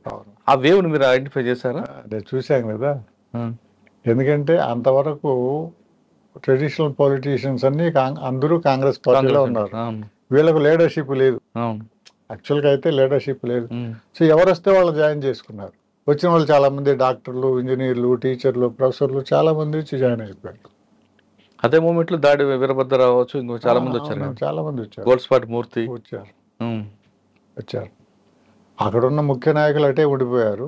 కొత్త నాయకులంతా ఇందులో, అందువల్లనే న్యూ లీడర్షిప్ వచ్చింది అప్పట్లో. మీరు అప్పుడు మంత్రివర్గంలో కూడా చూడండి, అంతా కొత్త వాళ్ళు వచ్చారు, రాజకీయాలు తెలియని వాళ్ళు వచ్చారు. సార్ వైజాగ్ రూరల్ తర్వాత ఇంటెలిజెన్స్ తర్వాత ఎక్కడికి వచ్చారు? ఇంటెలిజెన్స్ తర్వాత ఒక 3-4 నెలలు ఏసీబీలో ఉండి మళ్ళీ ఇంటెలిజెన్స్కి వచ్చా హైదరాబాద్లో. మళ్ళీ ఇంటెలిజెన్స్, ఎందుకంటే అప్పుడు అప్పారావు ఇంటెలిజెన్స్ చీఫ్గా ఉన్నారు, వి అప్పారావు గారు. సార్ నాయుడు ఇక్కడికి వస్తే బాగుంటుందని అంటే సరే సార్ అని వచ్చాను నేను. వచ్చిన మళ్ళీ 5-6 నెలల్లో నాకు ప్రమోషన్ వచ్చింది. నేను ఇంటెలిజెన్స్లో ఉన్నప్పుడే, హైదరాబాద్ ఇంటెలిజెన్స్లో ఉన్నప్పుడే మచిలీపట్నం బై ఎలక్షన్ వచ్చింది. ఓకే. ఆ బై ఎలక్షన్ వచ్చినప్పుడు అక్కడ లోకల్ గవర్నమెంట్ ఇంటెలిజెన్స్ ఎస్పీలు కానీ అప్పుడు వసంత నాగేశ్వరరావు హోమ్ మినిస్టర్, ఆయన ఎన్టీ రామారావుతో అన్నాడట, నాకు తెలియదు, అయితే కొద్దిగా టఫ్గా ఉంది, గెలుస్తామో లేదని అంటే ఆయన అప్పారావు గారిని అడిగారట ఏంటి పరిస్థితి అని. ఆయన అప్పుడు నేను ఇంటెలిజెన్స్లో ఉన్నాను, ఆయనకు నా ఇంటెలిజెన్స్ అనాలిసిస్ మీద కొద్దిగా నమ్మకం, ఎందుకంటే అంతకుముందు చూశాడు కదా నేను ఇంటెలిజెన్స్ అనాలిసిస్ను. సరే ఏంటో కొద్దిగా నన్ను పిలిచి కొద్దిగా కనుక్కోరాదా ఏం జరుగుతుందో అన్నాడు. మరి కనుక్కోవాలంటే మరి అతనేమో అక్కడ ఉన్న డిఎస్పీనేమో అటు ఇటుగా చెప్తున్నాడు, ఎటైనా కావచ్చు అని చెప్తున్నాడు. సార్ మరి కనుక్కోవాలంటే నేను ప్రాక్టికల్గా వెళ్తే కానీ నేను అసెస్మెంట్ చేయలేను, వెళ్ళొస్తాను అంటే సరే వెళ్ళమన్నా. వీళ్ళు అక్కడ స్టడీ చేసి ఒక రోజంతా రిక్షాలు కూర్చొని, నేను ఒక సమయం రిక్షాలు కూర్చొని తిరిగాను ఊరంతా, అందరినీ రకరకాల మారువేషాలు తిరిగారట కదా. మరువేషం కాదు కానీ మామూలు ప్యాంట్ అంటే వాళ్ళకి ఎవరు తెలియదు, నేను కట్టుకొని టవల్ వేసుకొని తిరిగారట. అట్లా ఏం చేయలేదు కానీ మామూలు ప్యాంట్ షర్ట్ వేసుకొని చేసుకొని తిరిగి అందరినీ కలిసి అప్పట్లో సిగరెట్ కొట్టేవాడి కూడా అప్పుడు నేను సిగరెట్ తాగేవాడిని. సిగరెట్ కొట్టేవాడితో మాట్లాడడం, హోటల్కి వెళ్ళి టిఫిన్ చేసి అక్కడ ఉన్న వర్కర్స్తో మాట్లాడడం, రిక్షాలు దిగి రిక్షా వాళ్ళతో మాట్లాడడం. సో అట్లా రకరకాలుగా తీసి ఒక అసెస్మెంట్ చేస్తే నాకు 10-15 వేల మధ్యలో గెలుస్తారని అభిప్రాయం వచ్చింది. సరే అదే అప్పారావు గారికి అదే చెప్పాను, సరే ఎలా ఉంది నా అసెస్మెంట్. సరే ఆయనేమో ఎన్టీ రామారావుకు ఒక 5,000తో గెలిచే అవకాశం ఉంది అని ఆయన చెప్పాడు. అంత తర్వాత ఆయన 13,500తో గెలిచారు. కాబట్టి నా అసెస్మెంట్ కరెక్ట్ అయింది. అంటే ఇక్కడ ఏంటంటే పాయింట్, ఇంటెలిజెన్స్లో అసెస్మెంట్ చేయాలంటే మనం నలుగురితో కాంటాక్ట్, నలుగురితో మాట్లాడి అన్ని విషయాలు క్షుణ్ణంగా పరిశీలిస్తే కానీ అర్థం కాదు. సార్ ఇంటెలిజెన్స్లో ఎక్కువ కాలం పనిచేశారు కాబట్టి ఇప్పుడున్న జనరల్గా ఇప్పుడు నెక్స్ట్ జనరేషన్కి ఇంటెలిజెన్స్లో శాంపిల్స్ ఎలా తీసుకోవాలంటే ఏజ్ గ్రూప్ ఏది తీసుకోవాలా, లేదు మన క్వాలిఫికేషన్స్ ప్రకారం తీసుకోవాలా, టౌన్ రూరల్ దాన్ని సెపరేట్ చేయాలంటే? మీరు చాలా థియరిటికల్ క్వశ్చన్ అడుగుతున్నారు నన్ను. అంటే మేమున్న రోజుల్లో ఇటువంటి సర్వేలు లేవు. మీరు ఇప్పుడు మాట్లాడుతుంది ఏంటి, ఇప్పుడు సర్వేలు చేస్తున్నారు కదా, ఈ సర్వేల శాంపుల్స్ ఎలా తీసుకోవాలి అంటే ఇప్పుడు మన వాళ్ళు ఏం చేస్తున్నారంటే కొంతమంది వెళ్తున్నారు, వాళ్ళతో మాట్లాడుతున్నారు, ఓకే అని రాసుకుంటున్నారు. అది కాదు కదా, అది క్వశ్చనేర్ అంటారు దాన్ని. 10 మందిని కలిసి క్వశ్చనేర్ రాయడం, తర్వాత 10 మంది ఇలా చెప్పారని ఇంకో 10 మందిని కలవకుండానే ఫిలప్ చేయడం, ఇవి కూడా జరుగుతుంటాయి. కొన్ని కరెక్టే చేస్తుంటారు, కొన్ని ఉంటాయి, ఒకటి జరగకపోవచ్చు, అంటే పాజిబిలిటీ చెప్తాను. కానీ పర్ఫెక్ట్గా చేయాలంటే ఒక కాన్స్టిట్యుయెన్సీ ఉందనుకోండి, కాన్స్టిట్యుయెన్సీలో సోషల్ గ్రూప్స్ ఉన్నాయి, ముందు తెలుసుకోవాలి. సోషల్ గ్రూప్స్ ఏంటి, religion wise or minority wise, లేకపోతే కాస్ట్ వైజు తీసుకోవాలి ఫస్ట్ థింగ్. తర్వాత ఏరియా వైజ్ తీసుకోవాలి, ఒక్కొక్క ఏరియాలో ఉంటుంది. ఒక కాన్స్టిట్యుయెన్సీలో ఒక హిల్లీ రీజన్ ఉంటుంది, ప్లెయిన్ రీజన్ ఉంటుంది. ఏదండి? ఒక ప్లెయిన్ రీజన్ ఉంటుంది, ఒక హిల్లీ రీజన్ ఉంటుంది. ఓకే, సో దాన్ని రిప్రజెంటేటివ్ శాంపుల్ అని అంటారు. ముందు ఈ కాన్స్టిట్యుయెన్సీలో ఏ సోషల్ గ్రూప్స్ ఉన్నాయి, ఆ ప్రతి సోషల్ గ్రూప్ అందులో రిప్రజెంట్ చేయాలి. అప్పుడే మీకు శాంపుల్ కరెక్ట్గా వస్తుంది. దాన్ని శాంప్లింగ్ టెక్నిక్స్ అంటారు. స్ట్రాటిఫైడ్ ర్యాండమ్ శాంప్లింగ్ అంటారు దాన్ని. మీకు ప్రొఫెషనల్గా చెప్పాలంటే స్ట్రాటిఫైడ్ ర్యాండమ్ శాంప్లింగ్ తీసుకోవాలి. అదొకటి. శాంపుల్ సైజ్ ఎలా ఉండాలి నెక్స్ట్ క్వశ్చన్. మీకు 1,00,000 మంది ఓటర్లు ఉన్నారు, మరి 1000 మంది శాంపుల్ తీసుకుంటే మీరు కరెక్ట్గా అసెస్మెంట్ చేయగలరా? చేయలేము. సో ఏరియా వైజ్ ఉండాలి, రీజన్ వైజ్ ఉండాలి, కాస్ట్ వైజ్ ఉండాలి, ఏజ్ వైజ్ ఉండాలి, సెక్స్ వైజ్ ఉండాలి. అట్లాగే డిఫరెంట్ సోషల్ గ్రూప్స్ ఉన్నాయి. ఈ మధ్య కాలంలో మీకు ఒక గ్రూప్ని గురించి చెప్తాను. లాస్ట్ 10-15 ఇయర్స్ మీరు చూసుకుంటే రిటైర్డ్ ఎంప్లాయీస్, పెన్షనర్స్ చాలా ఎక్కువయ్యారు. వీళ్ళు రిటైర్ అయిన తర్వాత ఏం చేస్తారు, ఎక్కువ కాలం ఎక్కువ టైం ఏం చేస్తారు, న్యూస్ పేపర్ రాజకీయాలు మాట్లాడుతారు. They are opinion makers. ఈ మధ్య కొన్ని సర్వేలో నేను గమనించిందంటే వాళ్ళ శాంపుల్ సరిగా లేదు అని అనిపించింది. ఒక సర్వే ఎప్పుడో నాతో డిస్కషన్ చేస్తుంటే నాకు తెలిసిన క్యాజువల్గా వచ్చాడు. నేను అడిగాను, మీ శాంపుల్లో ఈ రిటైర్డ్ ఎంప్లాయీస్, పెన్షనర్ శాంపుల్ తీసుకున్నారంటే లేదు సార్ నాది కూడా తీసుకోండి, వాళ్ళు ఒపీనియన్ మేకర్స్ అని చెప్పాను. మీకు ఒక ఎగ్జాంపుల్ కింద మీరు ఆ సబ్జెక్టులో ఎవరు తీశారు కాబట్టి చెప్తాం. పనికొచ్చింది సార్? పనికొస్తుంది, ఆటోమేటిక్గా పనికొస్తుంది. ఒపీనియన్ మేకర్స్ ఒపీనియన్ తీసుకోకపోతే. కానీ ఇప్పుడు పేపర్ చదివే వాళ్ళకన్నా సోషల్ మీడియా మీద దాని మీద డిపెండ్ ఎక్కువ కదా సార్. ఏజ్ గ్రూప్ తీసుకుంటే మనం వీళ్ళని కూడా మనం టార్గెట్ చేయొచ్చు కదా, సోషల్ మీడియా మీద డిపెండ్ అయిన కూడా చేయొచ్చు. ఆల్ ఒపీనియన్ మేకర్స్ అన్నీ తీసుకోవచ్చు, అన్నీ తీసుకోవాలి. సాధారణంగా పొలిటీషియన్ మీటింగ్ అయిందండి, మీటింగ్ వెళ్ళినప్పుడు జనరల్గా అందరు చెప్తారు ఎవరిని కొట్టేస్తాం అంటే ఆయనకే అంటారు. అది మన క్రైటీరియా లేదు. మీటింగ్ అయిన తర్వాత బ్యాక్ వస్తుంటారు కదా, వాళ్ళతో మాట్లాడితే మనం దాన్నే ఎగ్జిట్ పోల్ అని అంటారు. ఎగ్జిట్ పోల్ అని అంటారు.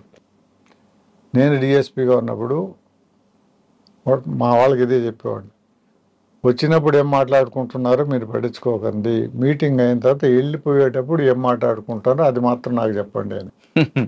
అది ఇంపార్టెంట్. మీటింగ్ కానీ ఈవెన్ ఓటింగ్ కానీ అందుకే ఎగ్జిట్ పోల్స్ అని ఎందుకంటారు అంటే వచ్చేటప్పుడు ఎవరికి వేసేది చెప్పడు, వేసేసిన తర్వాత వెళ్ళేటప్పుడు చెప్పుకుంటూ పోతాడు, కొద్దిగా చెప్పుకుంటా పోతుంటారు, కొద్దిగా ఓపెన్ అప్. అందులోనే మనకు కూడా క్రెడిబిలిటీ ఉంటుంది. నేను ఇవన్నీ ప్రాక్టికల్ చేశాను కూడా. నేను విశాఖపట్నం మీకు మంచి పేరు. నేను విశాఖపట్నం డిఎస్పీ ఉన్నప్పుడు ఇదే సమస్య వచ్చింది. మా పక్కింటి ఆయన ఒక డిఎస్పీ ఉన్నాడు. ఆయన అన్నాడు, నువ్వేదో తెలుగుదేశానికి ఫేవరబుల్గా ట్రెండ్ ఉందని చెప్తున్నావు కదా, నాకేమో కనబడడం లేదు చూడు, అన్ని రిక్షాలలో కాంగ్రెస్ జెండాలు ఉన్నాయి, తెలుగుదేశం జెండా ఒక్కటి కూడా లేదన్నాడు. సరే అలాగే ఉంది కదా, నువ్వు పని చేద్దాంలే, నువ్వు భోజనం చేసిన తర్వాత 2 గంటలకు మన దగ్గరలో ఒక పోలింగ్ బూత్ ఉంది, అక్కడికి వెళ్దామని చెప్తా.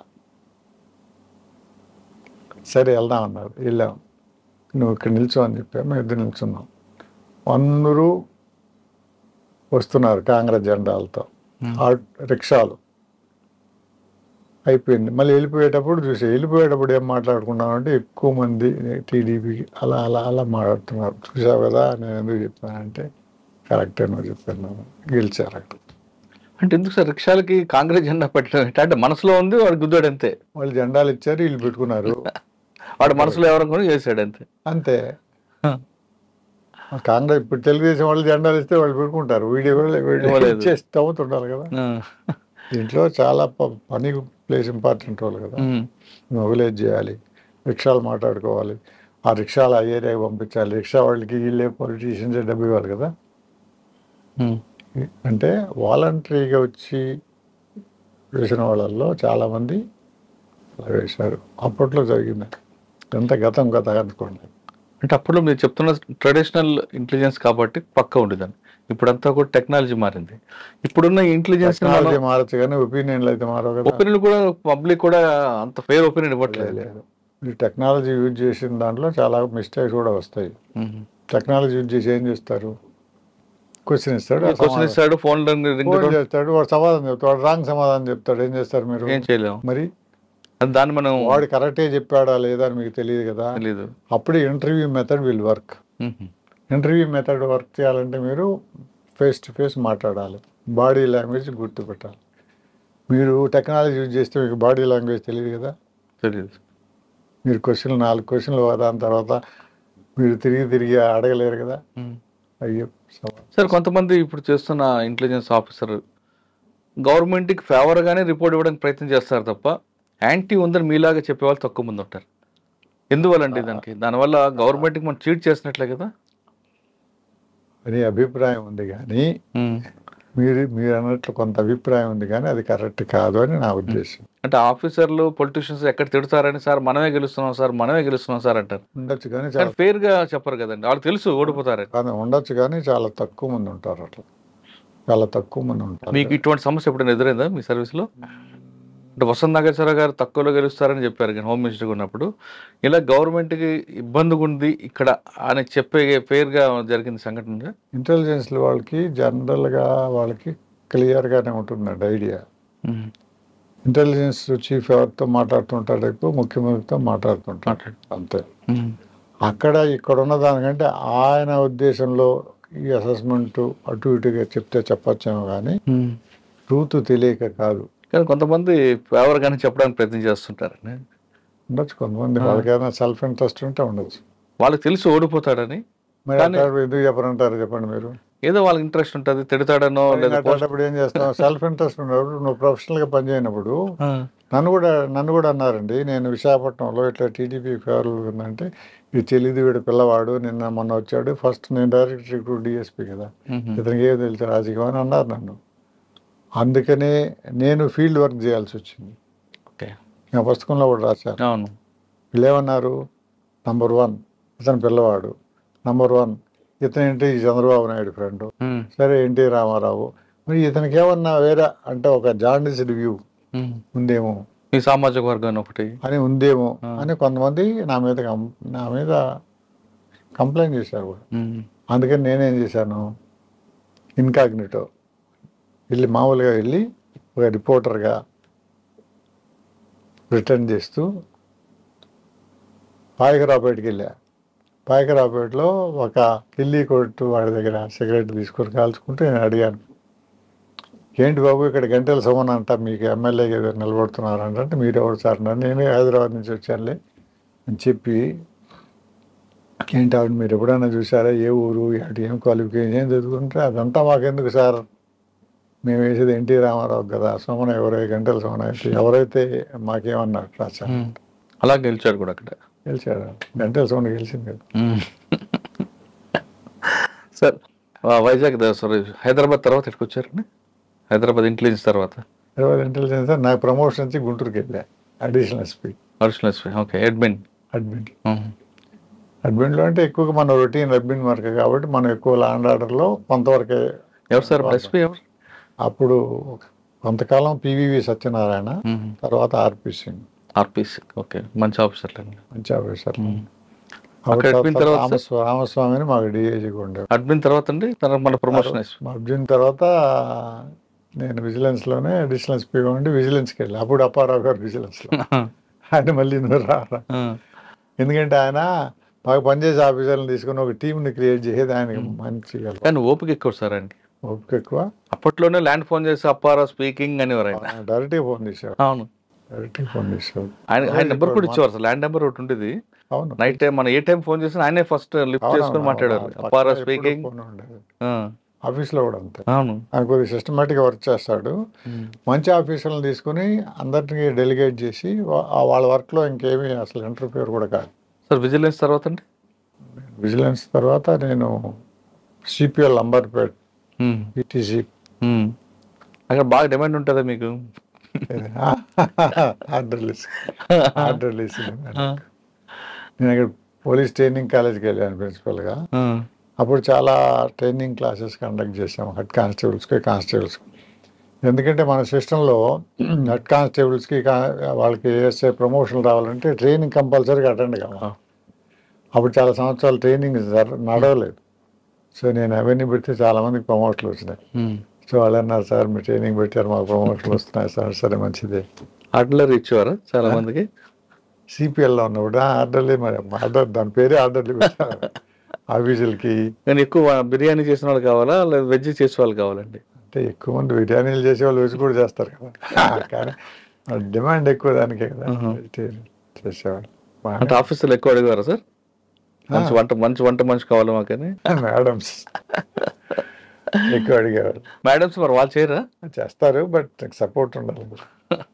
అంటే కొంతమందికి వచ్చి కొంతమందికి రాకుండా. అదే సార్. తర్వాత అంటే ఎక్కడికి వచ్చారు? అక్కడ నుండి అక్కడ నుంచి నేను ఐజీ బెటాలియన్ ఎస్పీ ఇంటెలిజెన్స్ అండి. మళ్ళీ ఇంటెలిజెన్స్. అక్కడ ఎంతకాలం చేశారు? అక్కడ 3 years పైన చేశాను. అప్పుడు ఆంజనేయ రెడ్డి గారు అప్పుడు చీఫ్ ఇంటెలిజెన్స్ బాస్. ఆయన కింగ్ అది ఇంటెలిజెన్స్ బాస్. సార్ ఆయన కూడా ఇంటెలిజెన్స్లో ఆయన మార్క్ అవుట్ ఉందండి. ఫీల్డ్లోకి వెళ్ళాలి, ఫీల్డ్లో రిపోర్ట్ మాత్రమే తీసుకుంటాడు. ఫోన్లో చెప్పింది, పేపర్ మీద చెప్పింది నమ్మరు ఆయన. ప్లస్ ఆయన ఎక్కడ పనిచేసినా ముందు చూపు ఉంటుందండి. అందుకు ఏదో ఆ టెంపరీ కాదు, లాంగ్ టర్మ్ డెసిషన్గా చూస్తుంటారండి. అటువంటి సంఘటన మీకు బాగా గుర్తుందా ఆయన చేసిన దీంట్లో? ముఖ్యంగా చేసిన ఒక ఇంపార్టెంట్ పని ఏంటంటే డెవలప్మెంట్ ఇంటెలిజెన్స్ అనే ఒక కొత్త డిపార్ట్మెంట్ క్రియేట్ చేసాం. ఇంటెలిజెన్స్లో అదొక వింగ్ కింద క్రియేట్ చేసాం. పొలిటికల్ ఇంటెలిజెన్స్ కాకుండా డెవలప్మెంట్ ఇంటెలిజెన్స్ అనేది ఓకే దేశంలో మొట్టమొదటి. ఏంటి సార్ దాని రోల్ ఏంటి? దాని రోల్ ఏంటంటే ఇప్పుడు డెవలప్మెంట్ అని అందరూ మాట్లాడుతుంటారు కదా, అందరు నాయకులు మాట్లాడతారు. దేశాన్ని డెవలప్ చేయాలి, ఈయన వస్తే డెవలప్ అవుతుంది, ఆయన వస్తే డెవలప్ ఇలా మాట్లాడుతుంటారు కదా. సరే బాగానే ఉంది.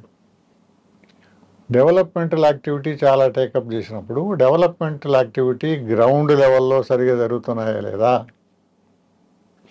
బెనిఫిట్స్ అందాల్సిన వాళ్ళకి అందుతున్నాయా, వేరే వాళ్ళకి అందుతున్నాయా, అందులో ఉన్న సమస్యలు ఏమిటి, దాని గురించి ఇంటెలిజెన్స్ కలెక్ట్ చేసి గవర్నమెంట్కి ఫీడ్ చేస్తేనే డెవలప్మెంట్ వర్క్స్ సరిగా జరుగుతున్నాయా లేదా. ఎందుకంటే కొన్ని వేల లక్షల కోట్ల డెవలప్మెంటల్ యాక్టివిటీస్ మీద ఖర్చు పెడుతుంటారు కదా, అవి అనుకున్నట్టు జరుగుతున్నాయా లేదా అనే ఇంటెలిజెన్స్ కలెక్ట్ చేస్తే ప్రభుత్వానికి యూస్ఫుల్గా ఉంటుందని ఫస్ట్ టైం డెవలప్మెంట్ ఇంటెలిజెన్స్ అని డెవలప్ చేసాము హైదరాబాద్లో. అది ఇప్పటికీ ఉంది.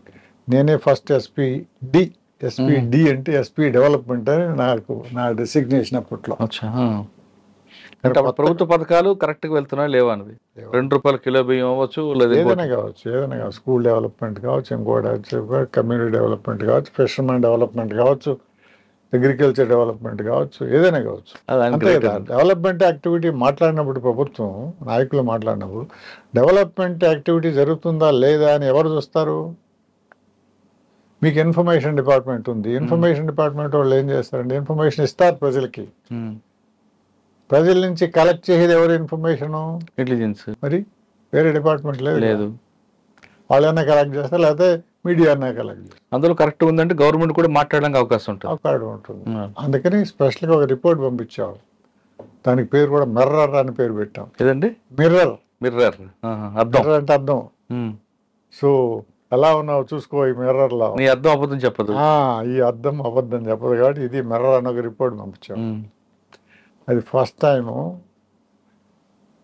మేమిద్దరు అనుకునేప్పుడు మా ఆంజనేయ రెడ్డి గారిని అనుకుని దాన్ని కాన్సెప్ట్ డెవలప్మెంట్, దానికి సంబంధించిన పుస్తకాలు చదవడం, ఆఫీసర్లకు వెళ్ళడం చేసి కాన్సెప్ట్ డెవలప్ చేసి డెవలప్మెంట్ ఇంటెలిజెన్స్ ఒక వింగ్ని డెవలప్ చేసాం ఇంటెలిజెన్స్లో. దానికి గవర్నమెంట్ కూడా మంచి పేరు వస్తుంది. అంటే ప్లస్ మైనస్ రెండు తెలుస్తాయి కదా. అవును, రెండు తెలుస్తాయి. ఇంటెలిజెన్స్ తర్వాత ఎక్కడికి వచ్చారండి? ఇంటెలిజెన్స్కి వచ్చిందా నార్త్ జోన్ డీసీపీ. సార్ మీకు మధ్యలో ఒక జిల్లా ఇస్తామంటే ఎందుకు వెళ్ళలేదట మీరు? రంగారెడ్డి జిల్లా లేదు, రంగారెడ్డి జిల్లా కాదు. ఇప్పుడు ఏమైందంటే నేను ఇంటెలిజెన్స్లో ఉన్నాను, చాలా కాలం ఉన్నాను. సరే నేను మళ్ళీ లా అండ్ ఆర్డర్కి వెళ్దాం అనుకుంటే అప్పుడు ఆర్పి సింగ్ గారు వాళ్ళు ఉన్నారు ఇంటెలిజెన్స్లో. నాకేం ప్రపోజల్ పెట్టారంటే రంగారెడ్డి జిల్లా కానీ లేదు నార్త్ జోన్ డీసీపీ కానీ పెట్టారు. అప్పుడు మన నర్సయ్య గారు అప్పటికే ఎన్టీ రామారావు దగ్గర ఆయన కూడా లా అండ్ ఆర్డర్కి వెళ్ళాలంటే సరే ఆయన రంగారెడ్డి జిల్లాకి వేసి నన్ను నార్త్ జోన్కి వేశారు. అవునా? కానీ బయట టాక్ ఏంటంటే జిల్లాకి వెళ్ళమంటే ఆ ప్రజలు నాకు వద్దు, అప్లికేషన్లో కానీ అప్ అండ్ డౌన్స్ నేను చేయలేను, నాకు పీస్ఫుల్గా ఉంటుంది, డీసీపీ నార్త్ జోన్ అడిగారని ఉందండి. అక్కడ up and downs political pressure ఎక్కువ ఉంటుంది, నేను టేకప్ చేయను. లేదు, ఆ ఉద్దేశం కాదు. అంటే రంగారెడ్డి జిల్లా కాదు, ఏదో జిల్లా ఇవ్వాలనుకుంటే ఉద్దేశం కాదు. అప్పుడు నార్త్ జోన్కి వెళ్ళి తర్వాత చూద్దాం అనుకున్నాము. సరే ముందు ఏదో లా అండ్ ఆర్డర్ సిటీలో కూడా బాగానే ఉంటుంది అంటే వెళ్ళాను. అంతేగాని నాకు జిల్లాకి వెళ్ళకూడదని ఏం కాదు. సరే అలా జరిగింది. కానీ నేను ఎప్పుడు ఏ జిల్లా ఈ పోస్ట్ కావాలని అడిగేవాడిని కాదు. నాకు ఏ పోస్ట్ ఉంటే ఆ పోస్ట్ నేను చేసేవాడిని. సార్ నార్త్ జోన్కి వచ్చారు, చాలా కాలం తర్వాత లా అండ్ ఆర్డర్కి వచ్చారు. ఇక్కడ రాగానే నార్త్ జోన్ పేరుకి మాత్రం పీస్ఫుల్ జోన్, కానీ అక్కడ ఉన్న అన్ని ప్రాబ్లమ్స్ చాలా ఉంటాయి, ఇప్పటికీ ఉంటాయి, ఎప్పటికీ ఉంటాయి. అటువంటి జోన్లో మీకు వచ్చిన మెయిన్ ఛాలెంజ్ ఏమి వచ్చిందండి? రౌడీ షీటర్స్ కనిపిస్తారు, ట్రాఫిక్ ఇష్యూ ఉంటాయి, రకరకాల కమ్యూనిటీస్ అని అక్కడ ఉంటారు, అన్ని రకాల కమ్యూనిటీ కనిపిస్తుంటారు. అవును, అప్పుడు ఎక్కువ ఆర్మీతో వాళ్ళతో అదొక హెడేక్ ఉంటుంది. గొడవలు అవుతూ ఉంటాయి, చిన్న చిన్న గొడవలు. గేట్లు మూసేస్తుంటారు, అక్కడికి వస్తారు, ట్రాఫిక్ లో పార్కింగ్ చేస్తారు, చలాన్ వేస్తే మేము కూడా యూనిఫామ్డ్ ఫోర్సు మీరేంటి మా వెహికల్ మీరు తీయడం, ఏ రకరకాల గొడవలు ఉండేది. అన్నిటికన్నా మీకు విఐపి మూవ్మెంట్ ఒకటి అప్పుడు బేగంపేట కదా, బేగంపేట విఐపి మూవ్మెంట్. అప్పుడు పివి నరసింహరావు ప్రైమ్ మినిస్టర్, ఆయన ఎక్కువ వస్తుండేవాడు, వీళ్ళంతా వచ్చేవాళ్ళు. అప్పుడు అందరు నాయకులు అక్కడికి వస్తుండేవాడు. రామారావు గారి వైస్రాయ్ హోటల్ మీకే వస్తుంది, మాకే వస్తుంది. ఇది ఇక్కడ అప్పుడు రాజకీయ నాయకులంతా వచ్చేవాడు. అప్పుడు వీళ్ళంతా కాంగ్రెస్ లో లీడర్స్ అంతా ఉన్నారు కదా, మన రాజశేఖర రెడ్డి ఉన్నాడు. రాజశేఖర రెడ్డి చాలా సార్లు ఆయన వచ్చేవాడు. ఆయనతో చాలా ఫ్రీగానే ఉండేవాడు, ఎందుకంటే నాకు మొట్టమొదటి నుంచి కూడా తెలుసు కదా. అప్పుడు ఎన్ జనార్దన్ రెడ్డి వచ్చేవాడు. సో బాగానే జరిగేది, అందరూ హ్యాపీగా పనిచేశారు మీరు. అంటే పని అంటే అక్కడికి వచ్చేవాళ్ళు. కాబట్టి అందరూ నాతో బాగానే ఉండేవాళ్ళు, ఎవరు నాతో ఎవరికి విరోధం లేదు. సార్ అక్కడ మీకు బాగా ఛాలెంజ్ ఏముంది, మీకు మెమరబుల్ వర్క్ ఏముందండి? మెమరబుల్ వర్క్ అంటే ఈ child and police project first time పెట్టడం. అంతకు ముందే ఈ కుబాన్ సిస్టమ్ ఆఫ్ పోలీసింగ్ పెట్టడం అంట. కుబాన్, KOBAN, కుబాన్ అంట. అంటే జపాన్లో ఒక్కొక్క ఏరియాలో చిన్న చిన్న ఏరియాస్లో కానిస్టేబుల్ ఉంటాడు, ఒక చోట ఉంటాడు, ఒక చిన్న ప్లేస్ ఉంటుంది అతను ఉండడానికి. ఆ ఏరియాలో ఉండే వాళ్ళందరూ అతనికి తెలుస్తుంటారు. అక్కడ ఏం జరిగేది, చిన్న చిన్న చిన్న పనులు చేమ చుట్టుకుమన్నా తెలుస్తుంటూ ఉంటారు. చూడండి ఎలా ఉంటుంది. ఏ సమస్యలు వచ్చినా కానీ పోలీస్కి సంబంధించి అతను సాల్వ్ చేస్తుంటాడు. అతను కానీ సాల్వ్ చేయకపోతే పై వాళ్ళకి చెప్తారు, వాళ్ళు సాల్వ్ చేస్తుంటారు. కాబట్టి అంత వాచ్ ఉంటుంది. కాబట్టి అక్కడ లా అండ్ ఆర్డర్ ప్రాబ్లమ్స్ ఏ వచ్చినా కానీ ముందే పసిగట్టి వాళ్ళు సాల్వ్ చేయగలరు. ప్రివెంటివ్ పోలీసింగ్ అంటారు చూడండి, దానికి చాలా ఉపయోగం. దాన్నే కమ్యూనిటీ పోలీసింగ్ అని కూడా అంటారు. ఒకప్పుడు జపాన్లో కూడా చాలా లా అండ్ ఆర్డర్ ప్రాబ్లమ్స్ ఉండేది. ఈ కమ్యూనిటీ పోలీసింగ్ పెట్టిన తర్వాత లా అండ్ ఆర్డర్ ప్రాబ్లమ్స్ చాలా తగ్గిపోయినాయి. అందుకనే Japan system of policing study చేయాలని మన దగ్గర నుంచి కూడా ఆఫీసర్లను పంపించేవాళ్ళు అక్కడికి ట్రైనింగ్కి. అప్పారావు గారు 2 సార్లు వెళ్ళి వచ్చారు. అప్పారావు గారు వెళ్ళి వచ్చిన తర్వాత ఈ కోపాన్ సిస్టమ్ బాగుంది, మనం పెడతాము, నువ్వు మొదలు పెడతామని నన్ను అడిగితే సరే పెడతాను సార్ నేను పెట్టాను. అలా జరిగింది అది కోపాన్ సిస్టమ్. కోపాన్ సిస్టమ్ పోలీసింగ్ అంత సక్సెస్ఫుల్గా అయింది కాబట్టి నేను మళ్ళీ కమ్యూనిటీ పోలీసింగ్ పెట్టినప్పుడు, మైత్రి పెట్టినప్పుడు నేను ఇది చాలా బాగుంది, ఈ పని చేస్తే నాకు సాటిస్ఫాక్షన్ ఉంటుంది అనే ఉద్దేశంతో దానికి వెళ్ళాను. నేను ఉద్యోగంలో చేసేటప్పుడు నాకు వర్క్ సాటిస్ఫాక్షన్ ఉంటే బాగా పనిచేయాలనిపిస్తుంది కదా. అంటే మైత్రి పోలీసింగ్ స్టార్ట్ అయింది అప్పుడే మీరు చెప్పారు కదా, నేను డీసీపీ నార్త్ జోన్ అయిన తర్వాత అక్కడ మొట్టమొదట ఈ ముందు కోపాన్ సిస్టమ్ పోలీసింగ్ పెట్టాము. అది బాగా సక్సెస్ఫుల్ అయింది. తర్వాత ఈ చైల్డ్ లేబర్ కోసం, స్ట్రీట్ చిల్డ్రన్ కోసం కూడా క్యాప్ అనే ప్రాజెక్ట్ పెట్టాము. అది కూడా చాలా సక్సెస్ఫుల్గా నడిచింది. ఈ బాల కార్మిక వ్యవస్థ అన్నాం కదా, సో దాన్ని చూడడానికి చాలామంది వచ్చారు. National human rights commission chairman వచ్చారు, తర్వాత అప్పుడు డయానా హైడన్ వచ్చింది. చాలామంది పోలీస్ ఆఫీసర్లు కూడా ఆ ప్రాజెక్ట్ సక్సెస్ఫుల్ కావాలని చాలా డొనేషన్లు ఇచ్చారు. దాన్ని తర్వాత దాన్ని క్యాప్ ఫౌండేషన్గా మార్చి చాలా పనులు చేసాము. సార్ మీరు మైత్రి పోలీసింగ్ పెట్టారు అప్పట్లో, కబాన్ చూసుకుని వచ్చిన తర్వాత. మైత్రి అంటే ఎవరితో, సామాన్యుడితోనా క్రిమినల్తోనా? అప్పుడు అదొక చిన్న వివాదం వచ్చింది. అది పోలీస్ మీరు మైత్రి పోలీస్ సంఘానంగా ప్రతి ఒక్కరితో కూడా ఫ్రెండ్షిప్ చేయడం స్టార్ట్ చేశారు. అక్కడ గుర్రం ఏదో గాడిదో తెలుసుకున్న పరిస్థితి వచ్చింది. మైత్రి అంటే ఫ్రెండ్షిప్ కాదు. ఫస్ట్ మీ క్లారిఫై చేయండి. మైత్రి అంటే ఫ్రెండ్షిప్ కాదు. తెలుగులో దాని అర్థం ఫ్రెండ్షిప్ ఉండొచ్చు.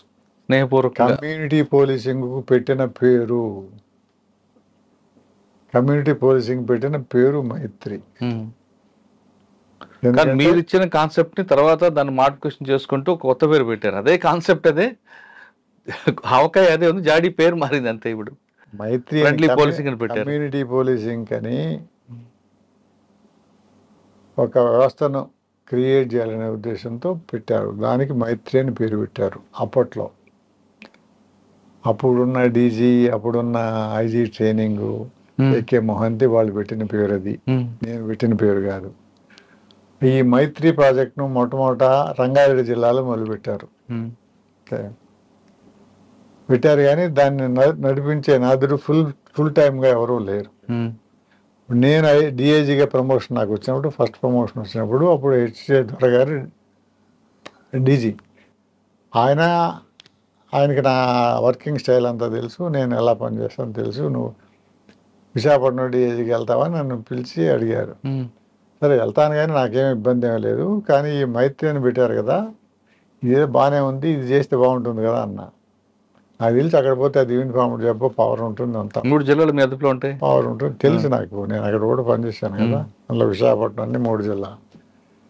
నేను ఆ పవర్తో ఏం చేసుకుంటాం, ఏమైనా చేస్తే పబ్లిక్ సర్వీస్ చేయాలి కదా, ఇది బెటర్ సర్వీస్. ఇది మైత్రి చేస్తే బెటర్ సర్వీస్ దానికంటే అనే ఉద్దేశంతో ఇది చేస్తాను సార్ అన్న. అప్పుడు నాకు ఆఫీస్ కూడా లేదు, నేను ఒక రూమ్ తీసుకొని టేబుల్ కుర్చీలు నేనే కూర్చుకొని ఆఫీస్ మొదలు. లోపల రాగానే పాత ఆఫీస్ ఉంటుంది రైట్ సైడ్, అందులో ఉండేవారు. అందులో ఉండేవారు. ఆఫీస్ కదా సార్. 2 నెలలు నాకు ఆఫీస్ లేకపోతే ఇంటి నుంచే పనిచేశాను, టూర్లు వెళ్ళేవాడిని. అలా జరిగింది, చాలా బాగా జరిగింది, ఒక మూమెంట్ లాగా జరిగింది అది. అండ్ నార్త్ జోన్లో మీకు ప్రమోషన్ వచ్చింది సార్? నార్త్ జోన్ తర్వాత డీసీపీ ట్రాఫిక్, డీసీపీ ట్రాఫిక్ తర్వాత ప్రమోషన్. ఓకే సార్, డీసీపీ ట్రాఫిక్లో వచ్చేసారు ఎక్కువ కాలం. ఇక్కడ హైదరాబాద్ పబ్లిక్కి ట్రాఫిక్ సెన్స్ ఉందనుకోవాలా లేదనుకోవాలా? ట్రాఫిక్ సెన్స్ ఉంది, దేర్ ఓన్ సెన్స్, వాళ్ళకి సరిపడా సెన్స్ ఉంది. కానీ సొసైటీ పనికొచ్చేది కాదు. ట్రాఫిక్ సెన్స్ అందరికీ ఉంటుంది, మనం చేసే సిస్టమ్ని బట్టి ఉంటుంది. నేను ఈ మధ్యకాలంలో మిజోరాం వెళ్ళి వచ్చా. ఎక్కడికైనా? అమరావతి? మిజోరాం. ఓకే. అప్పుడు హరిబాబు గారు గవర్నర్గా ఉన్నారు, అవును. ఆయన గెస్ట్లకి వెళ్ళాము, వాడి ఫ్యామిలీ. ఒక్కరు కూడా హార్న్ కొట్టరు అక్కడ. మిజోరాంలో ఎవరు ఓవర్టేక్ చేయరు. మరి మన వాళ్ళు ఎందుకు చేస్తారు? మనం ఏదైనా మేనేజ్ చేసుకోవచ్చు. ఆ కల్చరు అది కల్చర్గా డెవలప్ అయింది. హార్న్ కొడితే మనకే ఇబ్బంది, ముందువాడు ఏం చేస్తాడు? ఓవర్టేక్ చేస్తే ముందువాడికి ఇబ్బంది, మనకి మామూలు ఓవర్టేక్ చేస్తారని ఒక సివిక్ సెన్స్ ఎక్కువగా ఉంది అక్కడ మిజోరాంలో. నేను అసలు వండర్ అయ్యాను అది చూసి. మన దగ్గర లేదు. మన దగ్గర మిక్స్డ్ ట్రాఫిక్ ఎప్పుడు కూడా, మన దగ్గర ఎప్పుడు మిక్స్డ్ ట్రాఫిక్. అక్కడే ఎద్దుల బండి ఉంటుంది, అక్కడే రిక్షా ఉంటుంది, అక్కడే సైకిల్ ఉంటుంది, అక్కడే 2 వీలర్ ఉంటుంది, అక్కడే 4 వీలర్ ఉంటుంది. అంటే మిజోరాంలో పోలీసింగ్ పర్ఫెక్ట్, ఇక్కడికి వచ్చేసరికి పోలీసింగ్ పర్ఫెక్ట్. మిజోరాం పోలీస్ కాదు పర్ఫెక్ట్, పబ్లిక్ లో ఆ ట్రాఫిక్ ఆ సెన్స్ ఉంది, ఆ సివిక్ సెన్స్ కనిపిస్తుంది, సోషల్ రెస్పాన్సిబిలిటీ కనిపిస్తుంది. మన దగ్గర సోషల్ రెస్పాన్సిబిలిటీ లేదు. ఎందుకో తెలియదు, లేదు అంతే. ఇక్కడ ఏదైనా మేనేజ్ చేయొచ్చు అనే ఒక భావన, సిస్టమ్ రకరకాలుగా ఉండొచ్చు. వాళ్ళు కన్వీనియంట్గా ఉండదు, వాళ్ళు తొందరగా వెళ్ళాలి, లేకపోతే ఏదో అనుకుంటూ ఉంటారు. Cultural problem. ఇక్కడ ఏదైనా సిస్టమ్ లో అరెస్ట్ చేయడం అనుకోండి, వెంటనే మేనేజ్ చేయొచ్చు, ఫైనే కదా కట్టుకోవచ్చు అని ఒక ధీమా. అదే మీరు మిజోరాం కానీ లేదా అబ్రాడ్ కానీ కూడా ఉండొచ్చు, చోట ఉంటుంది. మీరు కేరళ కూడా అంతే సార్. కేరళ కూడా పర్ఫెక్ట్ గా కనిపిస్తుంది. అక్కడ రోడ్ సింగిల్ లైన్ ఉంటుంది, అయినా ఎక్కడ ఓవర్టేక్ చేయడు, యాక్సిడెంట్స్ అవ్వు. మన దగ్గర 4 లైన్స్ ఉంటాయి, డివైడర్ ఉంటాయి. కాబట్టి సమస్య ఉంది, కాబట్టి మన సమస్యను పరిష్కారం చేయాలి. అంటే ఈ సమస్య పరిష్కారం ఏం చేయాలి అంటే, వాళ్ళకి పబ్లిక్ కి 2 వీలర్ ఎవరు వాళ్ళకైనా సివిక్ సెన్స్ తెచ్చుకోవాలా, లేదు మనం ఫోర్స్ఫుల్ గా ఎన్ఫోర్స్మెంట్ చేస్తే వస్తుంది అంటారా? అన్నీ ఉపయోగించాల్సిందే. ఒకటేమో ట్రాఫిక్ మేనేజ్మెంట్లో ఇంజనీరింగ్, ఎడ్యుకేషన్, ఎన్ఫోర్స్మెంట్ అని 3 అంటారు. 3 ఈలు. అవును. ఓకే, ఎడ్యుకేషన్, ఎన్ఫోర్స్మెంట్, ఇంజనీరింగ్ 3 ఉండాలి. ఇంజనీరింగ్కి మెయిన్ ఇంపార్టెన్స్ ఉండాలి. కానీ మన ఇంజనీరింగ్లో ఎక్కడ ప్రాబ్లం వస్తూ ఉంది? మున్సిపల్ ప్లానింగ్లో, ఇంజనీరింగ్లో. సరే, రోడ్డు వెడల్పు చేస్తున్నారు, బాగానే ఉంది. వెడల్పు చేసినప్పుడు ఏమవుతుంది? పక్కనే అపార్ట్మెంట్స్కి మనం పర్మిషన్ ఇస్తున్నాం. అంతకుముందు ఒక ఇల్లు ఉంటే ఇప్పుడు 10 ఇళ్ళు తయారవుతున్నాయి, 10 వెహికల్స్ తయారవుతున్నాయి. అంతకుముందు రోడ్డు మీద ఒక వెహికల్ వస్తే ఇప్పుడు 10 వెహికల్స్ వస్తాయి. మీరు ఎంత వెడల్పు చేసినా కానీ డెన్సిటీ తగ్గడం లేదు. కాబట్టి ఈ ట్రాఫిక్ మేనేజ్మెంట్ సరిగా జరగాలంటే మున్సిపల్ ప్లానింగ్లో కొంత మార్పులు రావాలి, ట్రాఫిక్ ఇంజనీరింగ్లో మార్పులు రావాలి. సెల్లార్లో కూడా పార్కింగ్ కోసం ఉంచాలి. మీరు చాలా చోట్ల చూసి ఉంటారు, విజిటర్స్ పార్కింగ్ అవుట్ సైడ్ అంటారు. అవుట్ సైడ్ అంటే ఏమిటి అర్థం? మీరు పార్క్ చేయమన్నా? రోడ్డు వేసింది దేనికి? వెహికల్స్ వెళ్ళడానికి, వెహికల్స్ పార్క్ చేసుకోవడానికి. బేసిక్ ప్రిన్సిపల్ చెప్తాను. రోడ్డు వేసింది పార్కింగ్ కోసమా లేకపోతే మూమెంట్ కోసమా? పార్కింగ్ కోసం, మూమెంట్ కోసం. మరి ఎలా ఈ పరిస్థితి ఇలా క్రియేట్ చేస్తే? అందువల్లనే ట్రాఫిక్ ప్లానింగ్, ఆ ప్లానింగ్ డిపార్ట్మెంట్ సరిగా ఉండాలి, ట్రాఫిక్ పాలసీ ఉండాలి, పార్కింగ్ పాలసీ ఉండాలి. నేను ఇదే విషయం వెంకయ్య నాయుడు గారు మున్సిపల్ అడ్మినిస్ట్రేషన్ మినిస్టర్గా ఉన్నప్పుడు, సెంటర్లో ఉన్నప్పుడు కూడా చెప్పాను, ఇది మీరు కొద్దిగా దీని మీద కాన్సన్ట్రేట్ చేయమని. ఒకసారి దీని మీద రివ్యూ జరిగింది చంద్రబాబు నాయుడు గారు ఆఫీస్లో, అప్పుడు ముఖ్యమంత్రిగా. నేను చెప్పాను, ఈ 5 నిమిషాలు ఇది చాలు కాదు, నాకు 2 అవర్స్ ఇస్తే నేను మీకు ప్రజెంటేషన్ ఇస్తాను ఎట్లా అని. మీరు మొత్తం పోలీస్ మీద బాధ్యత పెడుతున్నారు, పోలీస్ చేయలేంది ఈ బాధ్యత. మిగతా డిపార్ట్మెంట్లో బాధ్యత వహించాలి దీనికి. మున్సిపల్ ప్లానింగ్ కానీ, R&B కానీ, నేషనల్ హైవేస్ కానీ, వాళ్ళ ట్రాఫిక్ ఇంజనీరింగ్ మీద కాన్సన్ట్రేషన్ లేదు, ఓన్లీ ఎన్ఫోర్స్మెంట్ మీదనే మీరు కాన్సన్ట్రేట్ చేస్తున్నారు. ట్రాఫిక్ సెన్స్ రాకపోవడానికి ప్రధాన కారణం ఏమనుకుంటారు? సివిక్ సెన్స్ తక్కువ ఉందంటారు మన దగ్గర. సివిక్ సెన్స్ తక్కువ ఉంది లా ఎన్ఫోర్స్మెంట్. మనకు మిగతా చోట్ల కంటే మన దగ్గర కొద్ది సివిక్ సెన్స్, అంటే ట్రాఫిక్ సంబంధించి సివిక్ సెన్స్ అంటే ఇది పెద్ద బాడీ. ట్రాఫిక్ సెన్స్ తక్కువ. ట్రాఫిక్ సెన్స్ ఎందుకు తక్కువ అంటే ఉన్న పరిస్థితులు కూడా అటువంటివి ఉన్నాయి. ఇప్పటికైనా సరే చిన్నపిల్లల నుంచి ట్రాఫిక్ సెన్స్ పెంచడానికి వాళ్ళ ట్రాఫిక్ ఎడ్యుకేషన్ కానీ, పార్క్స్ కానీ పెడితే మంచిదే. అందుకనే కదా నేను డీసీపీ ట్రాఫిక్ అన్నప్పుడు స్టప్ అని ఒక ప్రోగ్రామ్ పెట్టాను, స్టూడెంట్ ట్రాఫిక్ ఎడ్యుకేషన్ ప్రోగ్రామ్ అని. నక్లెస్ రోడ్లు పార్క్ కూడా ఓపెన్ చేశారు. అదే కాకుండా నేను డిఐజీ మైత్రిగా ఉన్నప్పుడు కూడా ట్రాఫిక్ మైత్రి కమిటీస్ అని అన్ని చోట్ల మేజర్ టౌన్స్ అన్నిట్లో పెట్టించాను. చాలా ఇంప్రూవ్మెంట్ వచ్చింది.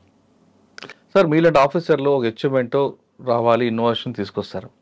నెక్స్ట్ వచ్చిన ఆఫీసర్ దాన్ని కంటిన్యూ ఎందుకు చేయరండి? అంటే ఆ పేరు మీకు వస్తుందనా? ఇక్కడ మనకు వచ్చే సిస్టంలో అదే ప్రాబ్లం తెలుస్తుందండి. ఒక ఆఫీసర్ చేసే పని మంచి పని, చెడు పని చేయకలేదు, కనీసం దాన్ని ప్రమోట్ చేయడం పర్వాలేదు, యాక్సిడెంట్ నడుస్తున్నా ఉంచారు, కానీ నెక్స్ట్ వచ్చిన ఆఫీసర్ బ్రేక్ చేస్తారు. వాళ్ళకు వాళ్ళ ప్రయారిటీస్ వేరుగా ఉంటాయి, వాళ్ళ ప్రయారిటీస్ వేరుగా ఉంటాయి, వాళ్ళ ఇంట్రెస్ట్లు కూడా వేరుగా ఉంటాయి. నేను చేసినవన్నీ ప్రివెంటివ్ పోలీసింగ్ సంబంధించిన యాక్టివిటీస్ నేను టేకప్ చేసింది. అంటే మీకు తెలుసు కదా, prevention is better than cure అని అంటారు కదా. నేరం జరిగిన తర్వాత దాన్ని ఇన్వెస్టిగేషన్ జరగకుండా, కానీ నేరం జరిగితే ఏం చేయాలని మాన్యువల్లో రాసి ఉంటాయి, ఇన్వెస్టిగేషన్ రాసే. కానీ నేరం జరగకుండా ఏం చేయాలనే దానికి మాన్యువల్స్ ఉండవు. మనం సొంతంగా ఇమాజినేషన్ చేసి పోలీస్ ఆఫీసర్స్ ఆలోచించి చేయాల్సిన కార్యక్రమాలు. కరెక్టే సార్, మీరు ఆలోచన వెళ్ళారు. నెక్స్ట్ వచ్చిన ఆఫీసర్ ఆ మోడల్ ఆలోచన ఆయనకి అక్కడే సిస్టమ్ ఫెయిల్ అవుతుంది కదా సార్. మీరు ఒక ప్రాజెక్టు, మ్యాన్ పవర్, ఒక ఎక్స్పెండిచర్ పెట్టి రెడీ చేస్తారు మీరు, కానీ మీరు ముందు ఉన్న ఆఫీసర్ కానీ అది బాగా టేక్ అప్ అవుతున్న టైంలో మీకు ట్రాన్స్ఫర్ అయింది అనుకోండి, ఆ కంటిన్యూ చేయకపోతే కొలాప్స్ అవుతుంది కదండి ప్రాజెక్ట్. అవుతుంది మరి, చాలా అవుతుంది. ప్రోగ్రామ్స్ గవర్నమెంట్ లో చాలా అట్లాగే అవుతుంటాయి. అంటే అంటుంది కేవలం ఐపీఎస్ కాదు, ఐఏఎస్ కూడా మంచి ఐఏఎస్ ఎక్కడైనా అంతే. మనం సిస్టమ్స్ మారినప్పుడు, హెడ్స్ ఆఫ్ ది డిపార్ట్మెంట్ మారినప్పుడు, వాళ్ళ ప్రయారిటీస్ మారినప్పుడు, పొలిటికల్ లీడర్షిప్ మారినప్పుడు వాళ్ళ ప్రయారిటీస్ కూడా మారుతుంటాయి కదా, అది భరించాల్సింది అంటారు. Part of the system. ఎక్కడైనా ఏ దేశంలో అయినా అట్లాగే జరుగుతుంది. సార్ డీజీ తర్వాత మీరు ఐజీ ప్రమోషన్, డిఐజీ హైదరాబాద్ రేంజ్కి డిఐజీకి వెళ్ళాను. అంతకుముందు నేను వైజాగ్ వెళ్ళమంటే అప్పుడు దీన్ని చేస్తాను సార్ అన్నాను కదా.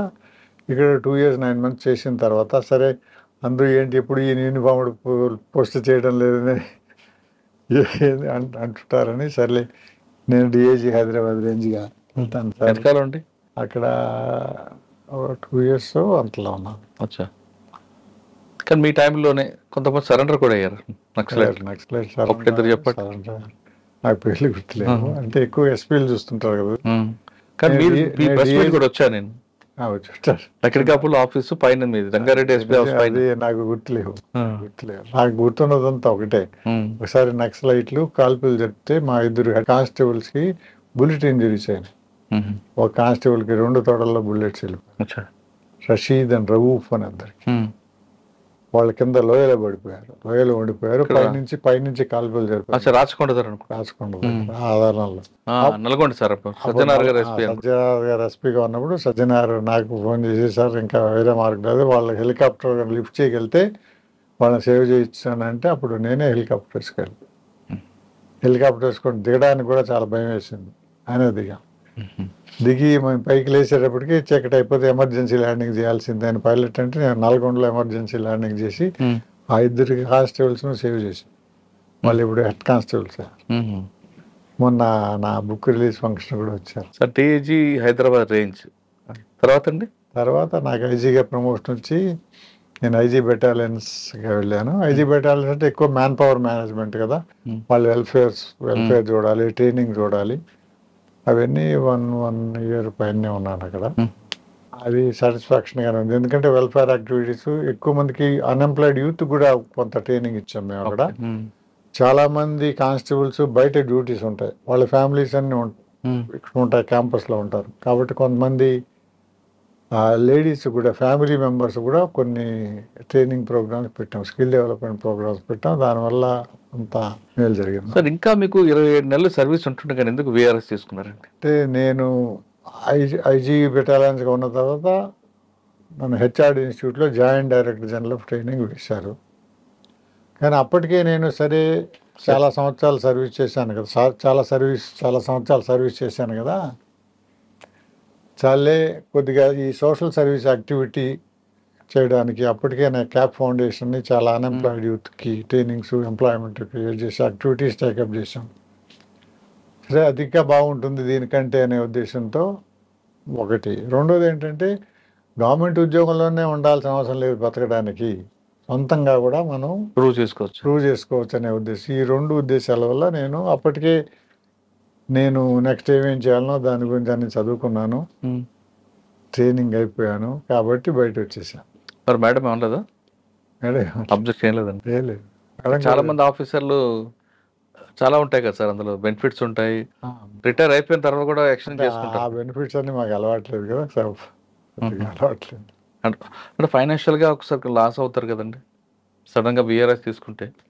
అంటే అప్పటికి నాకు ఫుల్ పెన్షన్ ఎలిజిబిలిటీ ఉంది అప్పటికే. అంటే పెన్షన్ ఉన్నా మీలో ఇంకా శక్తి ఉంది, ఇంకా మేడంకి ఫ్యామిలీ బడ్జెట్స్ ఉంటాయి కదా. అందుకే కదా నేను బయట వస్తే దానికంటే కూడా బాగుండొచ్చు. అందుకే నేను వచ్చిన తర్వాత నేను కొంత స్టాక్ మార్కెట్లో ఇన్వెస్ట్మెంట్ చేయడం మొదలుపెట్టాను. సార్ స్టాక్ మార్కెట్ చేస్తారా? మీకున్న పవరు, ఆ ఇమేజ్, ఆ కరేజ్ వేరేగా ఉంటాయి కదండి. ఉండొచ్చు, బట్ అదేనా కూడా మళ్ళీ 27 మంత్స్ తర్వాత రిటైర్ కాలేదు. అప్పుడు వేరు, అప్పుడు వేరే ఉంది. అప్పుడైనా అంతే కదా. నేను రిటైర్మెంట్ ఫీలింగే నాకు ఉండకూడదు అని నాకు లైఫ్లో చేయం. ఎందుకు రిటైర్మెంటు? వాటి రిటైర్మెంట్ మరి పాలిటీషియన్స్ ఉన్నారు, లేకపోతే జడ్జెస్ లేకపోతే లాయర్లు ఉన్నారు, డాక్టర్లు ఉన్నారు, వాళ్ళు పని చేస్తూనే ఉంటారు కదా. మరి మనకెందుకు ఆ రిటైర్మెంట్ అనే ఫీలింగ్ ఎందుకు? అవసరం లేదు ఆ ఫీలింగ్. కానీ అప్పట్లో మీరు రిటైర్ అయిన విఆర్ఎస్ తీసుకొని పొలిటికల్ పార్టీకి వస్తారని ఒక ప్రచారం జరిగింది. కానీ నాకు అప్పుడు పొలిటికల్ ఇంట్రెస్ట్ లేదు అప్పటికే. కానీ తర్వాత మీరు సిఆర్ నాయుడు డాక్టర్. నేను ఎప్పుడు పొలిటీషియన్స్ ఎక్కువ తిరిగేవాడిని కాదు. లేదంటే అఫీషియల్గా మీట్ కావడం. నేను చాలా మంది హోమ్ మినిస్టర్లు నాకు తెలిసిన వాళ్ళే ఉండేవాళ్ళు. వాళ్ళు ఎప్పుడైనా ఏదైనా సలహా కావాలన్నా, డిస్కషన్ కావాలన్నా పిలుస్తుండేవాళ్ళు. కానీ నాకు పాలిటిక్స్ మీద ఇంట్రెస్ట్ లేదు. పాలిటిక్స్ మీద ఇంట్రెస్ట్ ఉండి నేను స్టూడెంట్గా ఉన్నప్పుడే, నేను అప్పట్లోనే పాలిటిక్స్లో ఉండేవాడిని కదా. ఇప్పుడు పేపర్లో మాత్రం బాగా ప్రచారం అయింది. పేపర్లో కూడా చాలా మంది అనుకున్నారు. మీకు రిటైర్ అయిన ముందు నుంచి పరిచయం అయిన డాక్టర్ రెడ్డి గారు, రెడ్డి ఫౌండేషన్, డాక్టర్ అంజిరెడ్డి గారు, డాక్టర్ అంజిరెడ్డి గారితో ఆ జర్నీ ఎలా చేయబట్టారు? అలా జరుగుతుందండి. మొట్టమొదటి మేము చైల్డ్ అండ్ పోలీస్ ప్రాజెక్ట్ మియాపూర్లో ఫస్ట్ ఓపెన్ చేస్తుంటారు మీరు. నేరేడ్మెట్ అండి. నేరేడ్మెట్ తర్వాత మియాపూర్. తర్వాత మియాపూర్లో వాళ్ళు ఒక సెంటర్ కట్టారు. డాక్టర్ రెడ్డిస్ వాళ్ళే ఒక ట్రైనింగ్ సెంటర్ కట్టి అక్కడ కూడా కొంత ట్రైనింగ్ ప్రోగ్రామ్స్ మొదలుపెట్టాం. మొట్టమొదట చైల్డ్ అండ్ పోలీస్ ప్రాజెక్ట్ పెట్టినప్పుడు అప్పుడు నళిని గంగాధరన్ ఆ రెడ్డిస్ ఫౌండేషన్కి ఎగ్జిక్యూటివ్ డైరెక్టర్గా ఉండేవారు. ఆ మొట్టమొదట వచ్చి నన్ను కలిసింది నేను డీసీపీ నార్త్ జోన్గా ఉన్నప్పుడు. ఈ చైల్డ్ లేబర్ గురించి మనం కలిసి పనిచేద్దాం, పోలీసులు కూడా చేయొచ్చు. ఎందుకంటే చైల్డ్ లేబర్ చాలా ఉండేది సికింద్రాబాద్లో ఏరియాలో. అక్కడ చాలా వర్క్షాపులు, ఆటోమొబైల్ వర్క్షాప్స్. ఆ చిన్న చిన్న పిల్లలంతా బయటకు తీసుకొచ్చి వాళ్ళకి ఎడ్యుకేషన్ మనం ప్రొవైడ్ చేస్తే బాగుంటున్న ఉద్దేశంతో మొదలైంది. సో ఫస్ట్ ప్రోగ్రామ్కి డయానా హైడెన్ వాళ్ళు సపోర్ట్ చేశారు. కానీ తర్వాత ప్రోగ్రామ్స్కి చాలా వరకు డాక్టర్ రెడ్డిస్ ఫౌండేషన్ సపోర్ట్ చేశారు. అంటే ఆయనతో మీ జర్నీ ఎక్కడి నుంచి స్టార్ట్ అయింది? ఎక్కడండి? అప్పుడే స్టార్ట్ అయింది. తర్వాత నేను నార్త్ జోన్ డీసీపీ ట్రాఫిక్ అయిన తర్వాత మళ్ళీ ఇంకా వాళ్ళతో కంటిన్యూషన్ కాలేదు. వాళ్ళ ప్రోగ్రామ్స్ వేరేగా పెట్టుకున్నారు. అప్పుడు క్యాప్ ఫౌండేషన్ సపరేట్గా పెట్టి నళిని గంగాధరన్ నేను కలిసి క్యాప్ ఫౌండేషన్ని మళ్ళీ బాగా ముందుకు తీసుకెళ్ళాము. ఆ సందర్భంగానే మేము చాలా మదర్సాస్తో కలిసి పనిచేసాము. తర్వాత మన జేఎండ్కేలో పనిచేసాం, ముఖ్యంగా శ్రీనగర్ ఆ ఏరియాలలో. అక్కడ అన్ఎంప్లాయిడ్ యూత్కు చాలామంది 4 సెంటర్లలో 5 సెంటర్లో ట్రైనింగ్ ప్రోగ్రామ్స్ పెట్టాము. ఆ సందర్భంగానే ఒకసారి నేను మా ఆవిడ ఎవరికి పోలీసులు ఆఫీసర్లకు చెప్పకుండా, ఎందుకంటే అప్పుడు రాజేంద్ర కుమార్ అప్పుడు డీజీగా ఉన్నారు, ఆయన కూడా చెప్పలేదు. నేను మా ఆవిడ కలిసి మా ట్రైనింగ్ సెంటర్లని చూసాం. ఆ సందర్భంలోనే నిన్న పహల్గాం అనే అక్కడ ఇన్సిడెంట్ జరిగింది కదా, అక్కడ కూడా వెళ్ళాం. మేము ఇద్దరు పోనీలకి వెళ్ళాం. 2014 ఏప్రిల్ 30th. ఇదేనా మీరు చూసిన సంఘటనలో అక్కడ ఈ ఇన్సిడెంట్ జరగడం మీరు ఏమనిపించిందండి? అంత మంచి ప్రదేశం, అక్కడ ఏం యాక్టివిటీ అప్పుడేం లేదండి, బాగా పీస్ఫుల్గా ఉంది. నిజంగానే బాధ అనిపించింది. సార్ కాశ్మీర్లో ఎంతవరకు 2 రకాల మనుషులు ఉంటారండి, ఒకటి టూరిస్టులు, ఒకటి డివోటీస్. మీరు చూసిన వాళ్ళందరూ కూడా డివోటీస్ మీద అటాక్ చేయడం చూశారు, అమర్నాథ్ యాత్ర మీద కానీ. కానీ సార్ టూరిస్టుల మీద అటాక్ చేయడం మనం ఎలాగ భావించాలండి? టూరిస్టుల మీద అటాక్ చేయడం చాలా దారుణమే. కానీ టూరిస్టులో కూడా వాళ్ళు ఎవరిని అటాక్ చేశారు? ఓన్లీ హిందూస్ని అటాక్ చేశారు పేపర్లో. అవును, కరెక్ట్. పేపర్లో వాస్తవంగా జరిగింది ఇది. కాబట్టి వాళ్ళు అక్కడ టూరిస్టులు అయినా, అక్కడ డివోటీస్ అయినా హిందూసే, ఇక్కడ టూరిస్టులు అయినా హిందూసే వాళ్ళు చేస్తున్నారు. అంటే ఇప్పుడు వాళ్ళు డైరెక్ట్గా మనతో వారికి దిగారు కాబట్టి ఇంతవరకు సిఆర్పిఎఫ్ ఆర్మీతోనో ఫైట్ చేయడం కానీ, ఏ ఇన్నోసెంట్ పబ్లిక్ మీద అటాక్ చేశారు కాబట్టి మనం దీన్ని ఎలా రివెంజ్ తీసుకోవచ్చండి? అంటే అన్ని సమాధాన భేద దండోపాయాలన్నీ ఉపయోగించాల్సిందే కదా, వేరే మార్గం ఉంది. సమస్య పరిష్కారం కావాలి అంతే, వేరే మార్గం లేదు కదా. టెర్రరిజాన్ని కంట్రోల్ చేయాలంటే ఫైట్ ఇట్ అవుట్ అంతే, వేరే స్ట్రాంగ్గా ఉండాలంటారు. అంటే ఎక్కడైనా ఇంకా కమ్యూనల్ ప్రాబ్లం అయినా, ట్రస్ట్ ప్రాబ్లం అయినా మేజర్గా వాళ్ళను రిటాలియేట్ చేయాలి. అందులో నుంచి ఎవరైనా బయటకు వస్తామంటే వాళ్ళని రిహాబిలిటేట్ చేయాలి. ఈ రెండే మార్గాలు. ఓకే. నక్సలైట్ పాలసీలో కూడా అదే జరిగింది కదా. వాళ్ళు కాలిస్తే మనం కాల్చాలి తప్పదు. వాళ్ళు సరెండర్ మేము జనజీవన సవంతిలో కలిసిపోతామంటే వాళ్ళు కలిసి ఏర్పాట్లు చేయాలి. కానీ ఇప్పుడు శాంతి చర్చల పేరు మీద వాళ్ళు ముందుకు వస్తున్నారండి. ఈ టైంలో మన ఆపరేషన్ కగార్ అనేది చేయడం అది టాక్టికల్ ప్రాబ్లం, వాళ్ళు చూసుకోవాల్సింది మనం చెప్పేది. ఓకే సార్, టాక్టికల్ అదే అదండి అర్థమైంది. వ్యూహంలో భాగం. టాక్టిక్స్ వేరు, స్ట్రాటజీ వేరు. ఒకటి టాక్టిక్స్, ఇంకోటి స్ట్రాటజీ. సార్ మీరు స్టాక్ మార్కెట్ పెట్టారు, అందులో ఒక రేంజ్ తీసుకెళ్ళారు, తర్వాత ఇప్పుడు ఏం చేస్తున్నారండి ఫైనల్గా? మీరు కూడా స్టాక్ మార్కెట్ అది కంటిన్యూ అవుతుంది. ఎందుకంటే చాలామంది డబ్బు సంపాదించడానికి కష్టపడి సంపాదిస్తారు, కానీ మిగిలించిన డబ్బుని ఎలా పెంచుకోవాలని చాలామందికి తెలియదు. ఏదో స్టాక్ మార్కెట్లో రోజు కొని అమ్మి గ్యాంబ్లింగ్ చేసి పోగొట్టుకుంటుంటారు, లేకపోతే ఎవరికో అప్పులిచ్చి కొని పోగొట్టుకుంటుంటారు. అలా కాకుండా ఒక సిస్టమేటిక్గా డబ్బును పెంచుకుంటే మనం హ్యాపీగా ఉండొచ్చు. ఆ పాలసీతో ముందుకు వెళ్తున్నారు. ఆ పాలసీ ముందుకు వెళ్తున్నారు. సార్ మీరు సర్వీస్లో ఉన్నంతకాలం ఉదయం నుంచి సాయంత్రం వరకు జాబ్ చేశాం మీకు. కరెక్ట్. ఇప్పుడు మరి రిటైర్ విఆర్ఎస్ తీసుకున్న తర్వాత ఆ టైం ఎలా కిల్ చేస్తున్నారండి? టైం కిల్ కాదు, టైం చాలడం లేదు. టైం చాలడం లేదు. ఎందుకంటే నేను రిటైర్మెంట్ అయిన తర్వాత మీరు యాక్టివిటీ చూస్తే, రిటైర్మెంట్ ముందు ఎంత యాక్టివిటీ ఉందో అంత యాక్టివిటీ ఉంది, ఇంకా కొద్దిగా ఎక్కువే అని కూడా చెప్పచ్చు. ఓకే, ఎక్కువే అని కూడా చెప్పచ్చు. అంటే మైండ్ ఫుల్ వర్క్ ఉంది ఇప్పుడు, ఫుల్గా ఉంది. అందుకే మీరు ఎనర్జీ నా సోషల్ సర్వీస్ యాక్టివిటీ కంటిన్యూ అవుతూనే ఉంది. నాకు స్టాక్ మార్కెట్లో ఇన్వెస్ట్మెంట్ యాక్టివిటీ కంటిన్యూ అవుతుంది. నేను స్టాక్ మార్కెట్ కూడా స్టడీ చేసి ఇన్వెస్ట్ చేస్తాను కాబట్టి 90% ఆఫ్ టైం నేను స్టడీలోనే ఉంటుంది. కొనడం అమ్మడానికి చెత్త పని. స్టాక్ బ్రోకర్ కొంటే కొంటాడు, అమ్మేస్తారు, అయిపోతుంది. నేను ఏది కొనాలి ఏది కొనకూడదు, what to do what not to do, చాలా స్టడీ. రిటైర్ అయిపోయిన తర్వాత కూడా మీ మైండ్ వర్క్ నడుస్తూనే. ఇంకోటి ఏంటంటే స్టాక్ మార్కెట్లో స్టడీ, ఇన్ఫర్మేషన్ ఎప్పటికప్పుడు లేటెస్ట్గా ఉండాలి. ఇంటెలిజెన్స్లో ఎప్పటికప్పుడు లేటెస్ట్గా ఉండాలి. ఎప్పటికప్పుడు లేటెస్ట్గా ఉండాలంటే ఎక్కువ చదవాలి, న్యూస్ పేపర్లు చదవాలి, టీవీలు చూడాలి, నలుగురితో మాట్లాడాలి, మేనేజ్మెంట్లతో మాట్లాడాలి, స్టాక్ అనలిస్టులతో మాట్లాడాలి, స్టాక్ ఇన్వెస్టర్స్తో మాట్లాడాలి, తర్వాత ఫండ్ మేనేజర్స్తో మాట్లాడాలి, వాళ్ళని కలవాలి. యాక్టివిటీ చాలానే ఉంటుంది. సార్ మీ జర్నీ మొత్తంలో మేడం రోల్ ఏంటండి? ఆవిడ సపోర్ట్ లేకుండా మీరు చేయగలరేమో? అంటే సార్ అంటే ప్రతి ఆఫీసర్కి, ప్రతి మగవారికి విజయం వెనక మహిళ ఉంటారు, కానీ పోలీస్ ఆఫీసర్ యొక్క భార్యలకి ఒక మాత్రం ప్రత్యేకత ఉంటారు, ముందు ఉంటారు, పక్కన ఉంటారు. వాళ్ళది కాదు కదా సార్, పోలీస్ ఆఫీసర్ యొక్క ప్రతి భార్యకి, ఆ ఆఫీసర్ యొక్క వైఫ్కి ప్రత్యేకత ఉంది. ఎలా అంటే మీరు 24 గంటలు పబ్లిక్ సేవ కోసం బయట ఉంటారు, కానీ మీ వ్యక్తిగత సుఖాలకి దానికి దూరంగా ఉంటారు. అవన్నీ కాపాడి పిల్లలకి తెలియకుండా పెంచడంలో మీ వెనకున్న ఆవిడే ఉంటారు. మా ఆవిడ పిల్లల్ని ఎక్కువగా స్కూల్ టైంలో ఆవిడే ఎక్కువ పెంచేది, ఎక్కువ ఏదన్నా వాళ్ళకి చెప్తుండేది. మీ డైమండ్, మా డైమండ్ చెప్తూనే ఉండేది. తర్వాత ఆవిడకి కూడా కొద్దిగా చదివేది, కొద్దిగా ఇంట్రెస్ట్ వచ్చింది నా చూసి చూసి. ఆవిడ టెక్నాలజీ బాగా నేర్చుకుంటుంది, నాకు టెక్నాలజీ అంతగా రాదు. నేను ఇప్పుడు స్టాక్ మార్కెట్లో ఇన్వెస్ట్ చేయాలనుకోండి, రోజు నా దగ్గర ఏం స్టాక్స్ ఉన్నాయో ఒక లిస్ట్ ఆవిడ తయారు చేసి నాకు ఇస్తుంది. లేదు మనీ ట్రాన్స్ఫర్ చేయి ఇక్కడికి మన స్టాక్ బ్రోకర్ ఆఫీస్ కంటే బ్యాంకు చెక్కుల్లో హెడ్, ఇదంతా బ్యాంకింగ్ అంతా ఆవిడ చూసుకుంటుంది.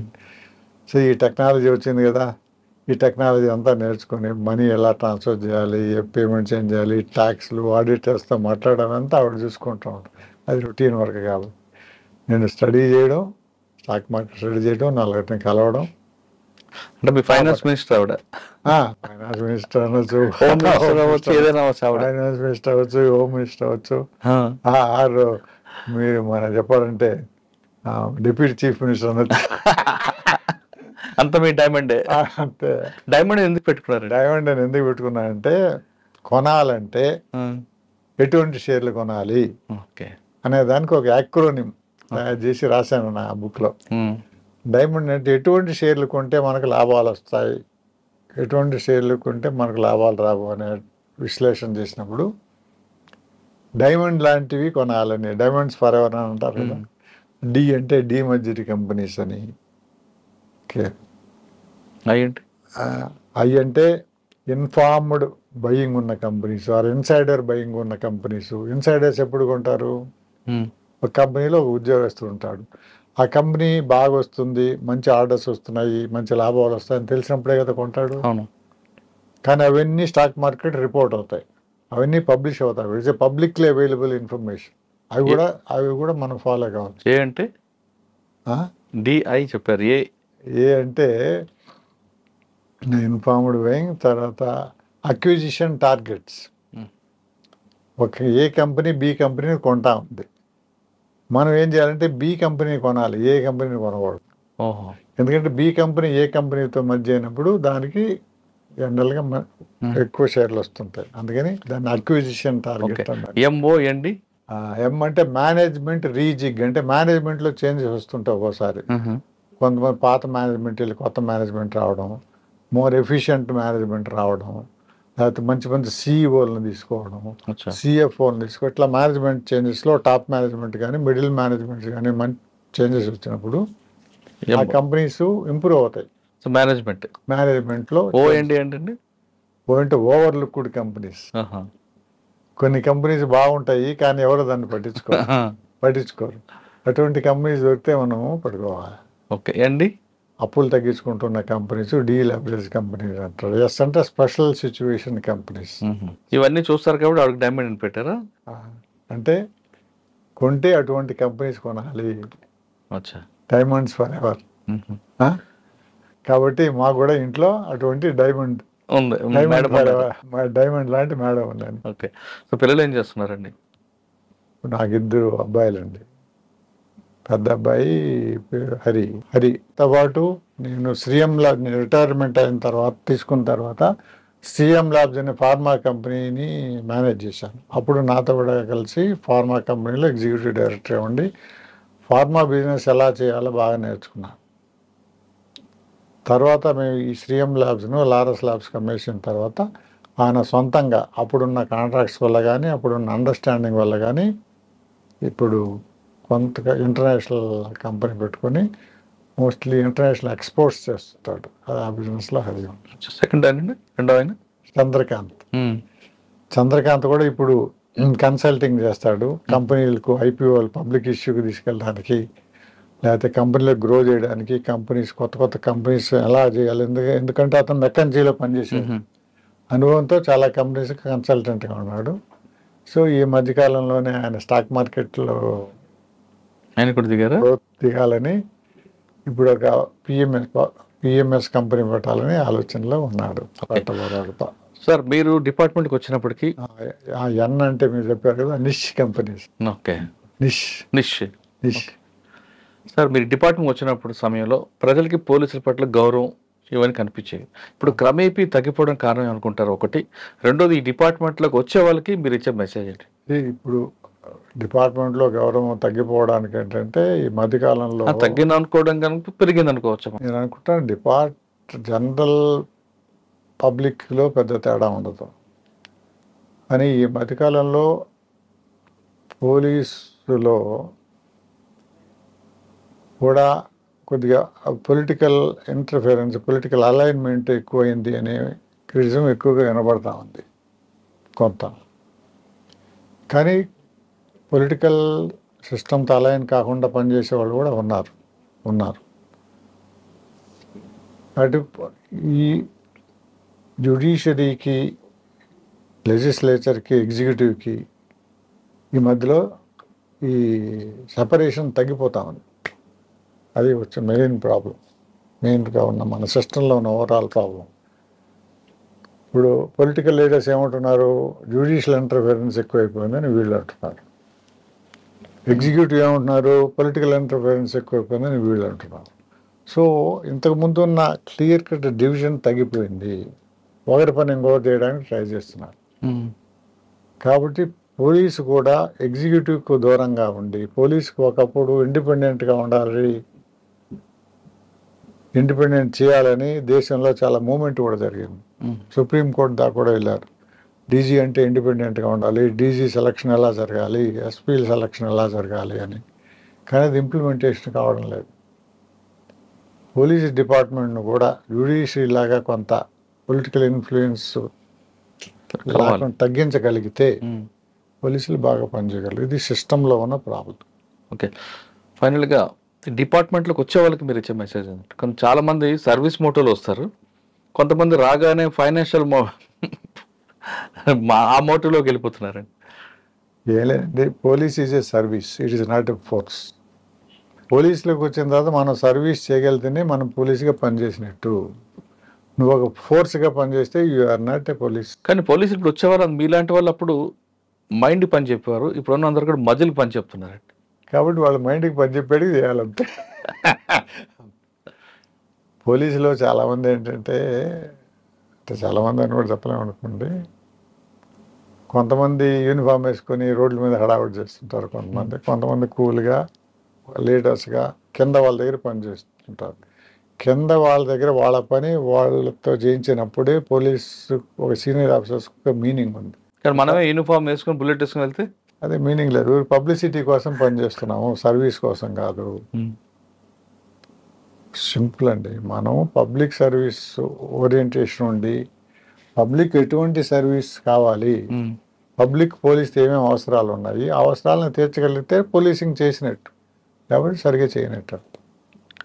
కానీ పోలీసు మీకు మాన్యువల్ ఏం చెప్తుంది అంటే, ఆ మాన్యువల్ విషయాలు అంటే ప్రజల మన ప్రాణాలను కాపాడటం చెప్తుంది, విజిబుల్ పోలీసింగ్ చేయాలని చెప్తారు.